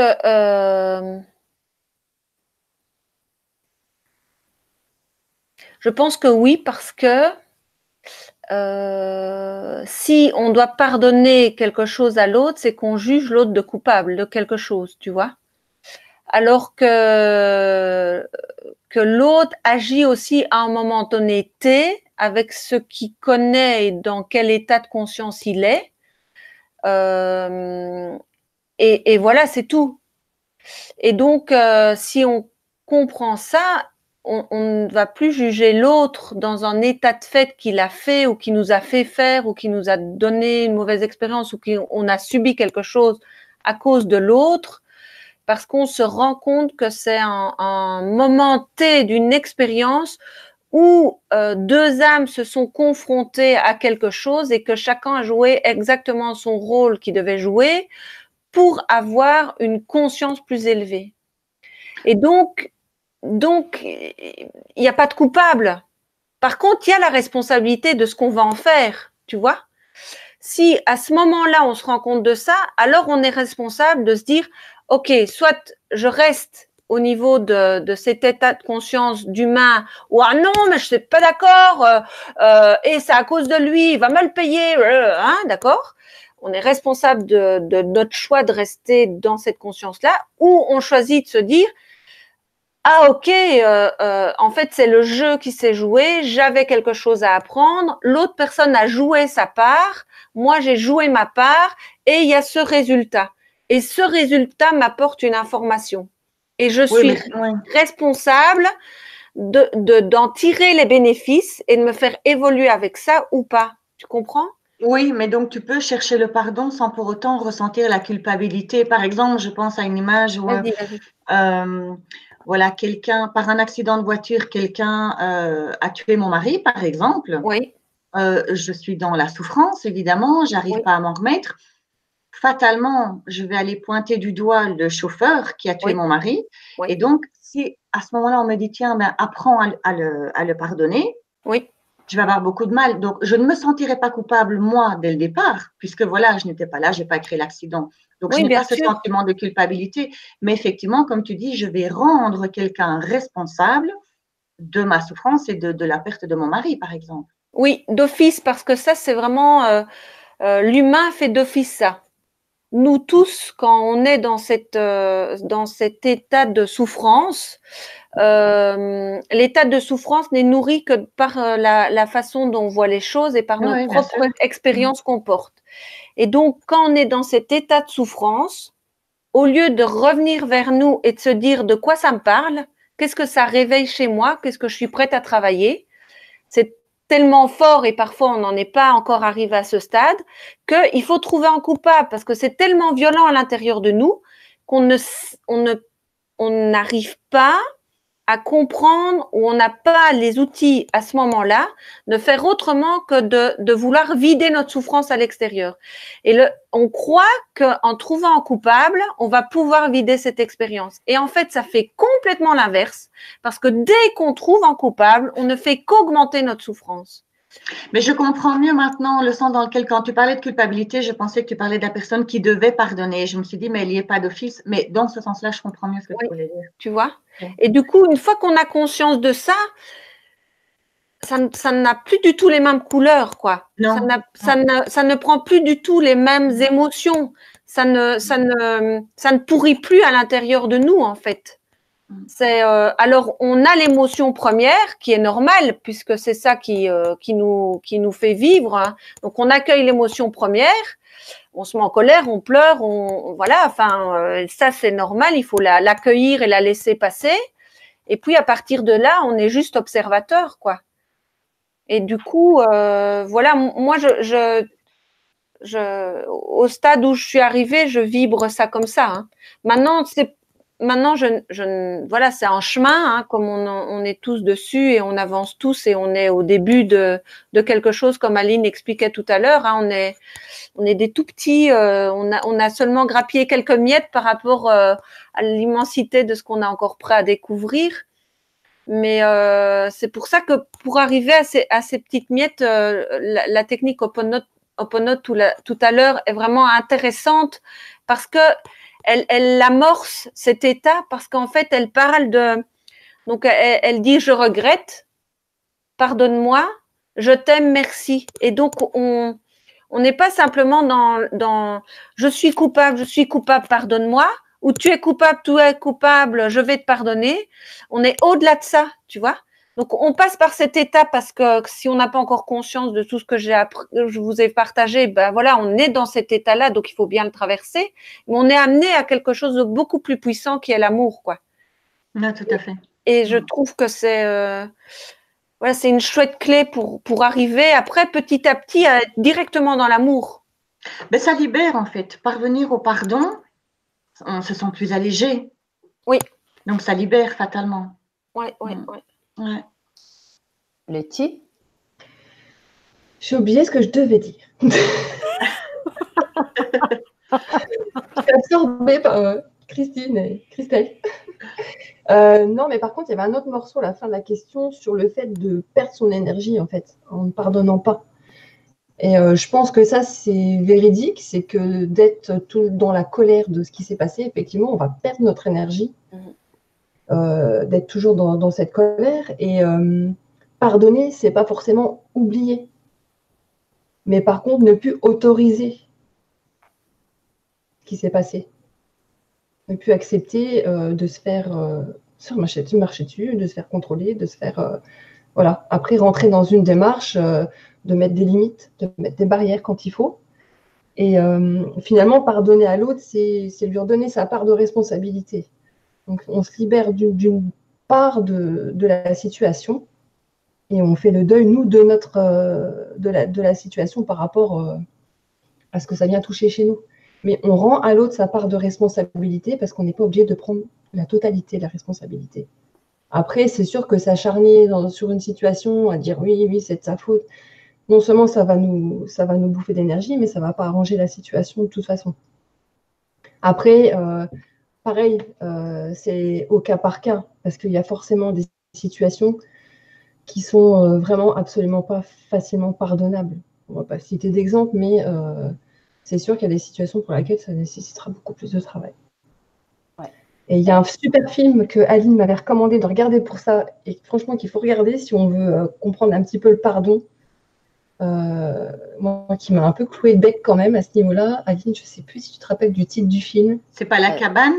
Non, ça s'appelle Le chemin du pardon. C'est ça. Ouais, Voilà. ouais. C'est Le chemin du pardon, c'est un film qui est magnifique. Mais moi, je vais donner un exemple pour le pardon, un exemple triste que j'ai vécu, mais c'est un bel exemple quand même. Je vais d'abord rebondir sur la deuxième partie de la question de Lionel qui dit « Le pardon peut-il permettre de récupérer de l'énergie qui est restée bloquée à cause d'une situation passée ?»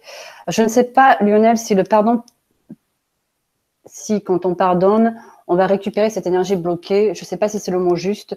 Je sais qu'en tout cas, quand on pardonne, on ne perd plus d'énergie avec la colère, avec la rancœur. Je vais t'expliquer pourquoi. En tout cas, moi, quand j'ai récupéré cette énergie, je l'ai mis au service de ma créativité. Et il y a maintenant 38 ans, mon frère est décédé, il a été tué. Les jeunes qui l'ont tué, on est passé au tribunal, fils de gendarme, voilà, c'est passé à la trappe. Je les ai maudits pendant 20 ans. Je le dis publiquement, je les ai tués 100 fois dans ma tête. Je ne connaissais pas leur nom, ma mère, ma soeur ne voulaient pas me dire leur nom parce qu'ils connaissent mon tempérament. Et ça m'a détruite, ça m'a rongée, une colère en moi. Mais j'étais coléreuse, en fait. J'étais d'une violence peu commune pour une petite bonne femme, en fait. Et j'ai commencé ce chemin d'éveil et je suis allée faire une guérison sur l'enfant intérieur. J'avais 11 ans quand ça s'est passé. Mon frère avait 17 ans quand il est décédé. Et lors de cette guérison, je me suis retrouvée face à mon frère à lui reprocher d'avoir désobéi à mes parents et de s'être tué et d'avoir gâché ma vie. Et je portais ça en moi, inconsciemment, sans me rendre compte. Je vais passer les détails. Quand je suis revenue à moi, il a fallu que je me pardonne de ça. Il a fallu que je me pardonne de ça. J'ai commencé à faire ce pardon, à demander pardon à mon frère et à me pardonner moi-même d'avoir eu ce genre de pensée égoïste, en fait. Et quand j'ai commencé ce processus, un jour, je me suis rendu compte que j'avais pardonné aux assassins de mon frère. C'est fini, je leur en veux plus. Parce que mon frère est allé chercher, mon frère et ses amis, parce qu'ils étaient 4, 3 sont morts. Ils sont allés chercher. Tout à l'heure, Christine disait très justement, certains ont un comportement à l'instant T, les autres ont un autre comportement à l'instant T, et ça devait se passer comme ça. Et j'ai compris que ça s'est passé comme ça. Le jour où j'ai pardonné à ces gens, ça a changé ma vie. Ça m'a changé. La nécessité du pardon, elle commence par soi. Il faut se pardonner d'abord et pardonner aux autres. Il faut arriver à s'aimer, à se pardonner, et on peut pardonner aux autres beaucoup plus facilement. C'est important de comprendre que le pardon commence par soi-même. C'est pas, et peu importe la situation, elle peut être dramatique, elle peut être bénigne, parce que même si ça paraît anodin, une situation de conflit avec un ami, par rapport à ce que j'ai peut-être vécu, mais c'est important pour vous. Il n'y a pas de situation plus importante ou moins importante. C'est que la blessure que ça fait dans votre cœur, l'impact que ça va y poser, c'est tout aussi important. Il n'y a pas de plus ou moins important. Entendez ça. J'entends beaucoup de gens qui disent « Oui, mais il en a fait ça, mais c'est pas grave. » Si c'est grave, ça vous a blessé, pardonnez-vous et pardonnez-lui. L'importance du pardon, c'est enfin aller vers la guérison, vers le lâcher-prise, on se rend compte que les choses après n'ont plus du tout la même couleur, la même importance. On ne s'arrête plus. Ça permet de lâcher la colère, ça permet de lâcher la tristesse, ça permet de lâcher le passé et de se diriger vers le futur. Quand on pardonne, on décide de dire oui à la vie. On décide de fermer des portes derrière soi pour avancer vers le futur. Alors, l'importance du pardon, j'ai pas de mots pour dire combien c'est important, puisque moi, ça m'a transformée. Ça m'a vraiment aidée à me sentir vivante. J'étais qu'une mort vivante jusque-là. J'ai passé plus de 20 ans de ma vie à être qu'une mort vivante. Et aujourd'hui, je me sens en vie. Et surtout, merci pour toutes ces expériences parce que ça fait celle que je suis aujourd'hui.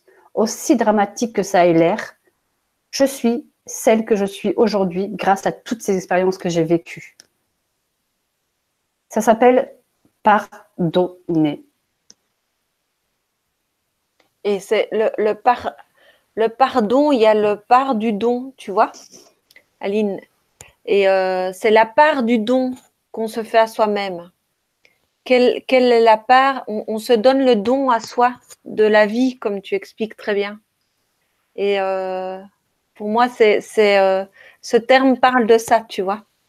Et merci pour ton témoignage parce que je trouve aussi intéressant de relever que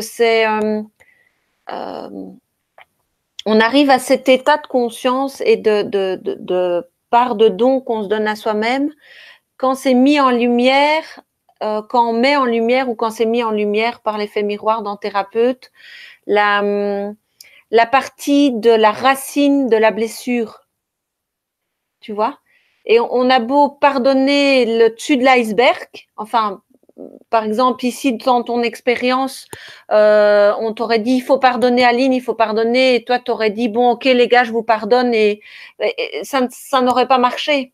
C'est parce que à un moment donné, tu t'es offert la racine, et tu as été poigné dedans, et tu l'as mis en lumière, quoi.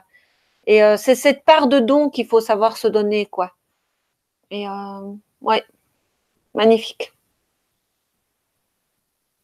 C'est ça. Moi, j'espère qu'on a répondu à ta question, Lionel. Françoise qui dit, nous sommes la manifestation de Dieu. Oui. Je suis ce que tu es ce que je suis. C'est joli, ça. L'effet miroir.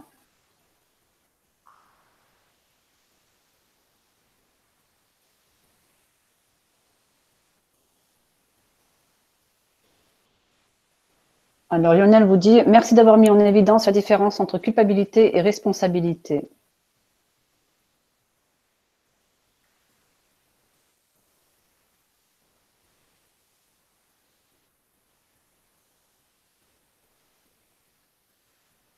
Alors je cherche des questions, excusez-moi.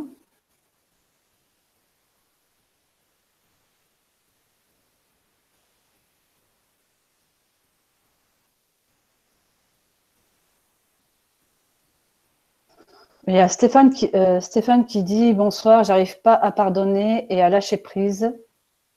Et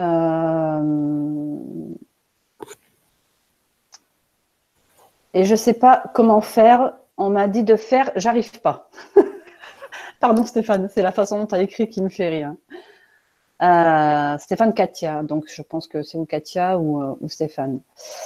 Je te conseille de re-regarder l'émission et d'écouter tout ce que Christine a dit, a parlé, et d'essayer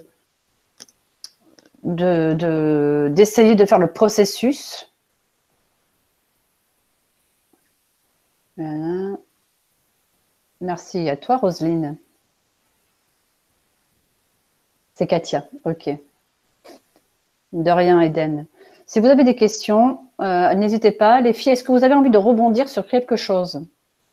Sur un sujet qui vous tient à cœur, sur peu importe. Moi, je veux bien juste ajouter c'est Katia, c'est ça, hein, Aline?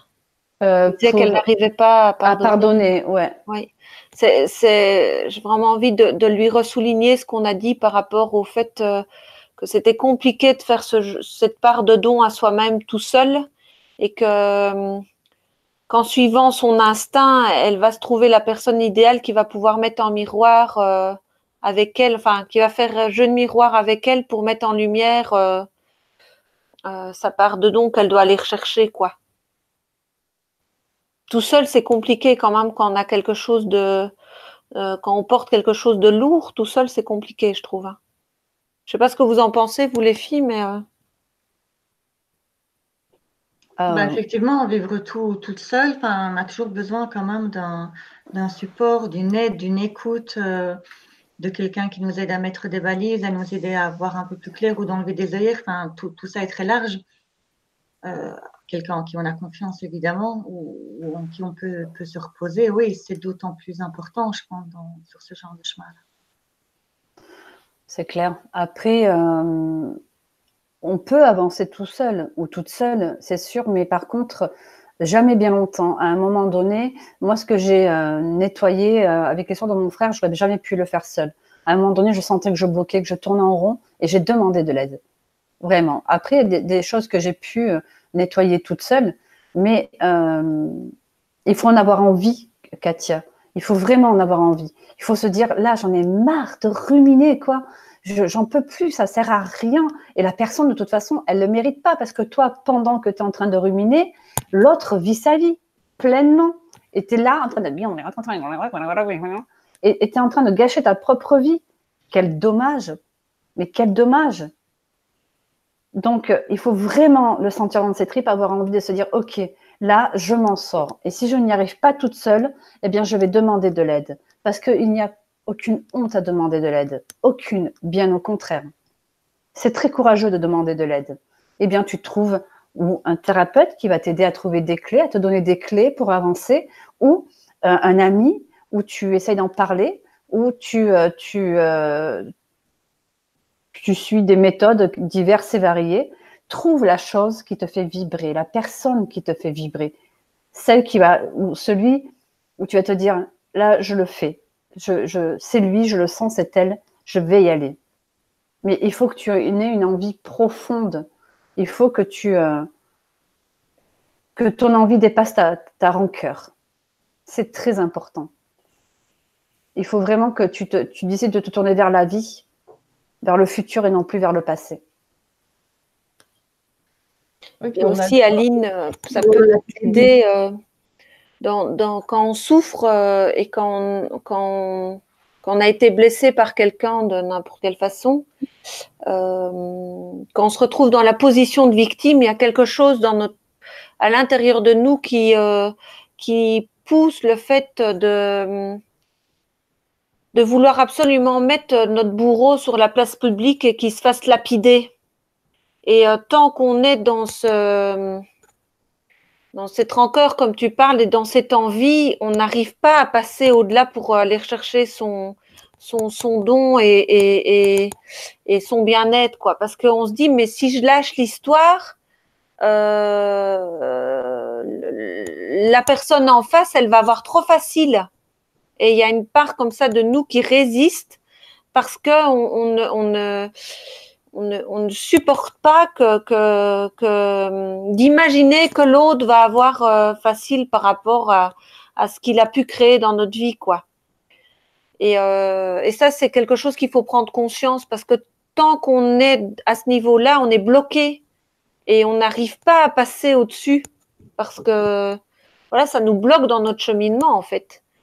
Et de toute façon, vous savez, dans chaque expérience qu'on vit, ça ne se vit jamais tout seul. De toute façon, il y a toujours dans les expériences qu'on se propose des acteurs qui vont jouer l'expérience avec nous, qui sont mis en place pour jouer l'expérience avec nous. Et ces acteurs, ce sont les autres, le monde. Et chaque acteur de chaque expérience a sa propre évolution à faire.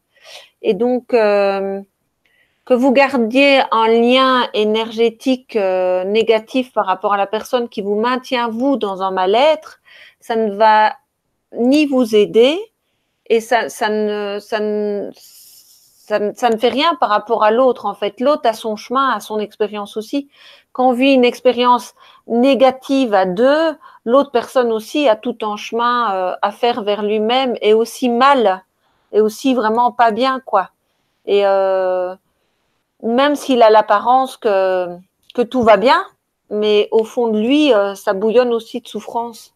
Et donc, une fois qu'on comprend ça, ben, on coupe les liens énergétiques qui nous maintiennent par rapport aux autres et on accepte d'avancer vers, vers son don d'amour et vers l'amour de soi. Une fois qu'on décide de s'aimer, on n'a plus envie de se faire souffrir, on n'a plus envie de se faire du mal, on n'a plus envie de s'auto-flageller parce que de se tenir dans une vibration basse de colère, on s'auto-flagelle en fait. Et je trouve que c'est vraiment une clé aussi qui peut vous aider, c'est d'avancer vers l'amour de vous-même. Et je pense que cette clé-là, elle peut aider toute personne dans toute situation et sur son chemin de conscience, quoi. Moi, la clé, j'ai l'impression que la clé dans toute chose, c'est l'amour. C'est cette vibration d'amour qui moi, j'ai toujours, c'est parce qu'on le vaut bien et on le mérite. On le vaut bien et on vaut bien on mérite d'être heureux. Et chaque être humain mérite d'être heureux. Et donc, vous aussi, vous méritez d'être heureux. Et de vous offrir la solution qui va vous rendre heureux. Ok. Est-ce que c'est bon pour vous, les filles? Oui. Oui. Alors après, on a Eden qui dit « Je poserai bien une question. On me dit que j'ai quelque chose à régler avec ma fille pour guérir physiquement. J'avoue que c'est perturbant. Que faire ?»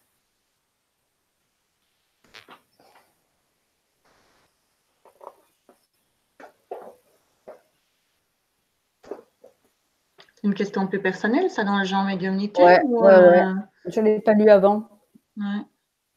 Peut-être qu'elle peut prendre conscience que comme on est tous liés, que dans les familles ne se construisent pas comme ça par hasard.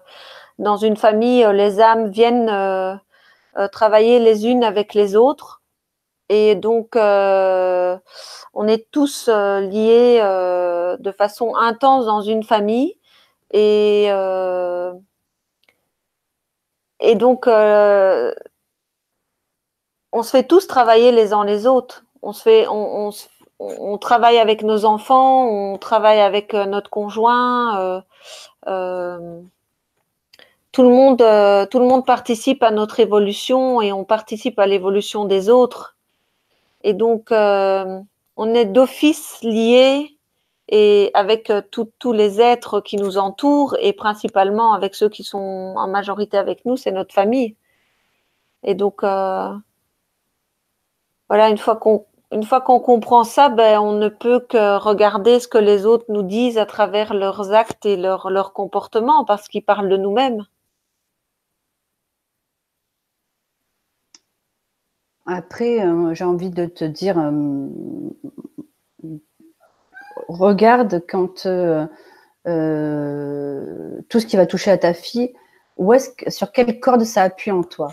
Quelle corde sensible, quelle émotion ça éveille en toi, en fait? Et c'est là où tu vas trouver quoi guérir. Est-ce que c'est ta sensibilité? Est-ce que c'est ta colère qu'elle vient titiller? Est-ce que c'est vois quand tu es avec ta fille, sur quelle corde elle appuie, dans quelle émotion tu es. C'est vraiment un travail d'introspection et c'est là où tu sauras là où il faut aller travailler en fait. Parce qu'elle est venue te faire travailler des choses et tu lui fais travailler des choses aussi. Et pour comprendre le fonctionnement mère-fille ou mère-fils, pour ma part, c'est qu'est-ce que ça vient chercher en moi quand je suis avec mon enfant, quand il a tel comportement ou quand il fait ça, sur quelle corde ça appuie, qu'est-ce que ça vient réveiller en moi. Et c'est là où on se rend compte que il va falloir que je travaille ça parce qu'effectivement, il y a ce travail-là aussi que tu peux faire. Alors, c'est pas toujours facile, mais à force de t'y atteler, tu vas y arriver.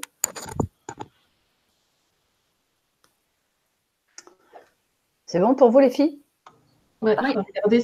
regardez aussi ce qu'il y a de répétitif. C'est ce qui se passe avec ma fille, moi. Ça revient très vite la même chose.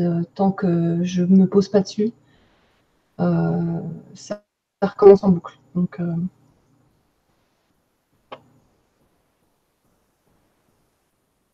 Ok, alors on a Eden qui dit comment couper les liens énergétiques qui bloquent?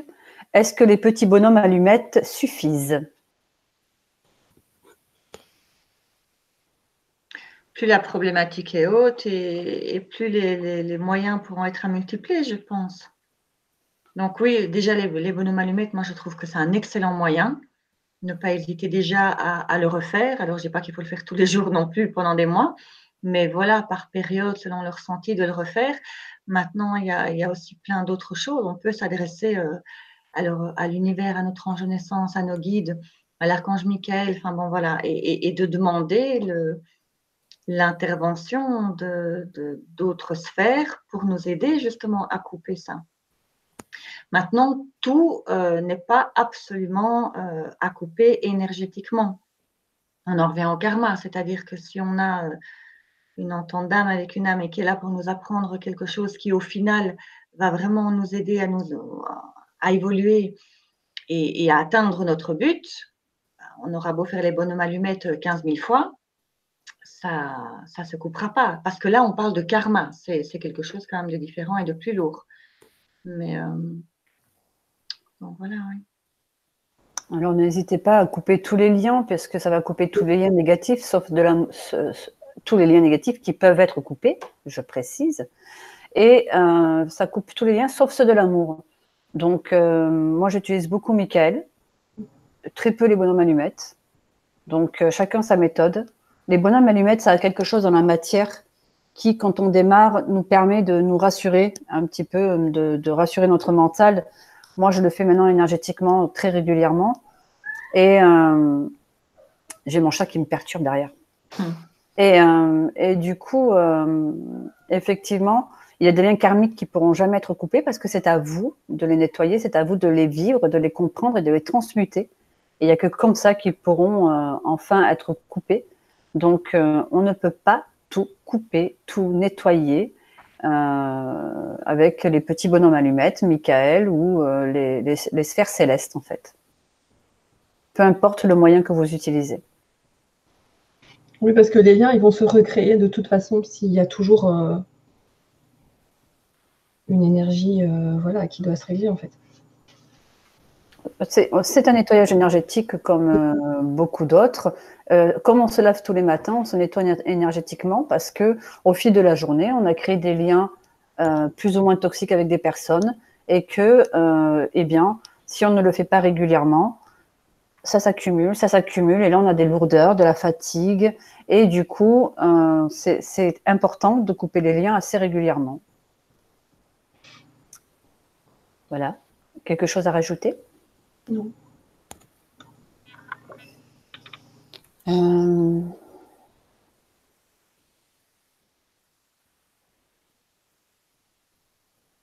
Bon, moi, je n'ai plus de questions. Il est 22h50. Est-ce que vous désirez rebondir sur quelque chose, les girlies?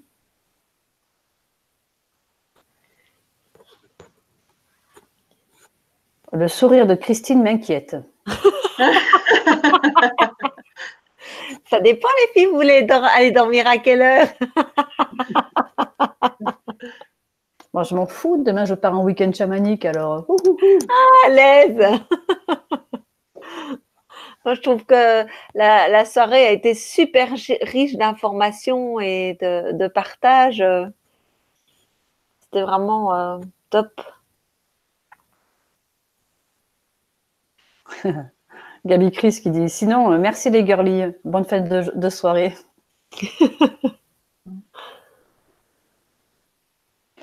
J'ai une petite question là de Lolo qui dit j'ai fait le ménage dans mes amis aujourd'hui. Je suis seule. La solitude est-elle un moyen pour avancer spirituellement? Alors moi, je vais te répondre d'entrée, non. Oui Et non, oui, je sais, je suis pénible. Oui, parce que c'est bien de se retrouver seul, c'est bien de se recentrer sur soi aussi, ça fait du bien, mais de partager avec d'autres. Moi, c'est ce qui m'a fait avancer. Alors, j'adore partager, entendre par exemple, Christelle qui va me parler de son point de vue, Christine qui va me donner le sien, Laetitia, et on va échanger et on va évoluer ensemble et elles vont me donner des trucs, des clés, et moi je vais leur donner. Et c'est ça, en fait, que la spiritualité aussi. À un moment donné, quand on est seul tout le temps, eh ben, on tourne en rond. Donc, je pense pas qu'être seul, pour moi, et c'est ma vérité, Lolo, être seul à un moment donné, ça limite. Voilà. Je te rejoins tout à fait dans le sens où effectivement ça limite. Je le verrais plus comme une étape, c'est-à-dire que la solitude, voilà, effectivement, elle n'est pas, c'était quoi la question? Elle n'est pas le moyen pour avancer spirituellement, mais je la vois plutôt comme étant le moyen pour faire vraiment une introspection sur soi-même, s'observer, se poser des questions en disant, OK, qu'est-ce que je veux obtenir? Comment je me vois? Comment je suis? Voilà, et trouver les réponses à ces questions qui, elles, ensuite, vont nous faire avancer. Donc, tu vois, il y a vraiment, je mets une étape intermédiaire vraiment entre la solitude et le fait d'avancer spirituellement. C'est surtout l'introspection, en fait, qui mène. Donc, ça a du bon, mais comme tu dis, un moment, quoi, parce que le partage est quand même tellement plus riche que la solitude. Oui, l'humain, quoi. Ouais. Et l'humain aussi, tu vois, de se retrouver entre humains et d'échanger, de partager, de rire, enfin, tout ça, quoi. C'est ce qui nous fait grandir et avancer, en fait. Et de se planter, aussi. C'est surtout de se planter qui nous fait avancer. Mais du coup, là, moi, je suis quelqu'un de très solitaire. J'adore ma solitude, j'adore tout ça parce que ça me permet vraiment déjà de travailler, de laisser libre cours à ma créativité. Mais j'adore bosser. Je travaille beaucoup en duo avec Didier, avec Virginia, parce que je trouve qu'à plusieurs, on est plus fort, on est plus créatif. Enfin, c'est riche, quoi. Et puis humainement, pour moi, c'est hyper important. Ouais, moi je pense que c'est une étape. Et puis comme on parle de nettoyage, ben, c'est certainement que lui, il évolue aussi. Lui, ouais, pardon, je sais plus. Et qu'il va attirer d'autres personnes qui lui correspondent mieux. C'est tout. Mais c'est pas une fin en soi.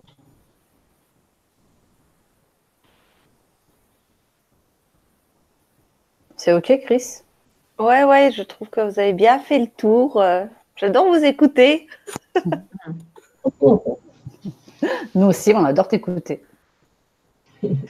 Donc voilà, eh bien, si vous n'avez plus, vous voulez plus rebondir? OK. Eh bien, moi, je vais vous souhaiter une excellente nuit à toutes et à tous. La semaine prochaine, vous retrouverez Didier. Et je vous souhaite un bon week-end parce que moi, je suis déjà en week-end. Au revoir, les amis. Au revoir tout le monde. Gratitude. À tous, pour ceux qui sont déjà en week-end. Au revoir tout le monde. Lumineuse nuit à vous. Bonne nuit.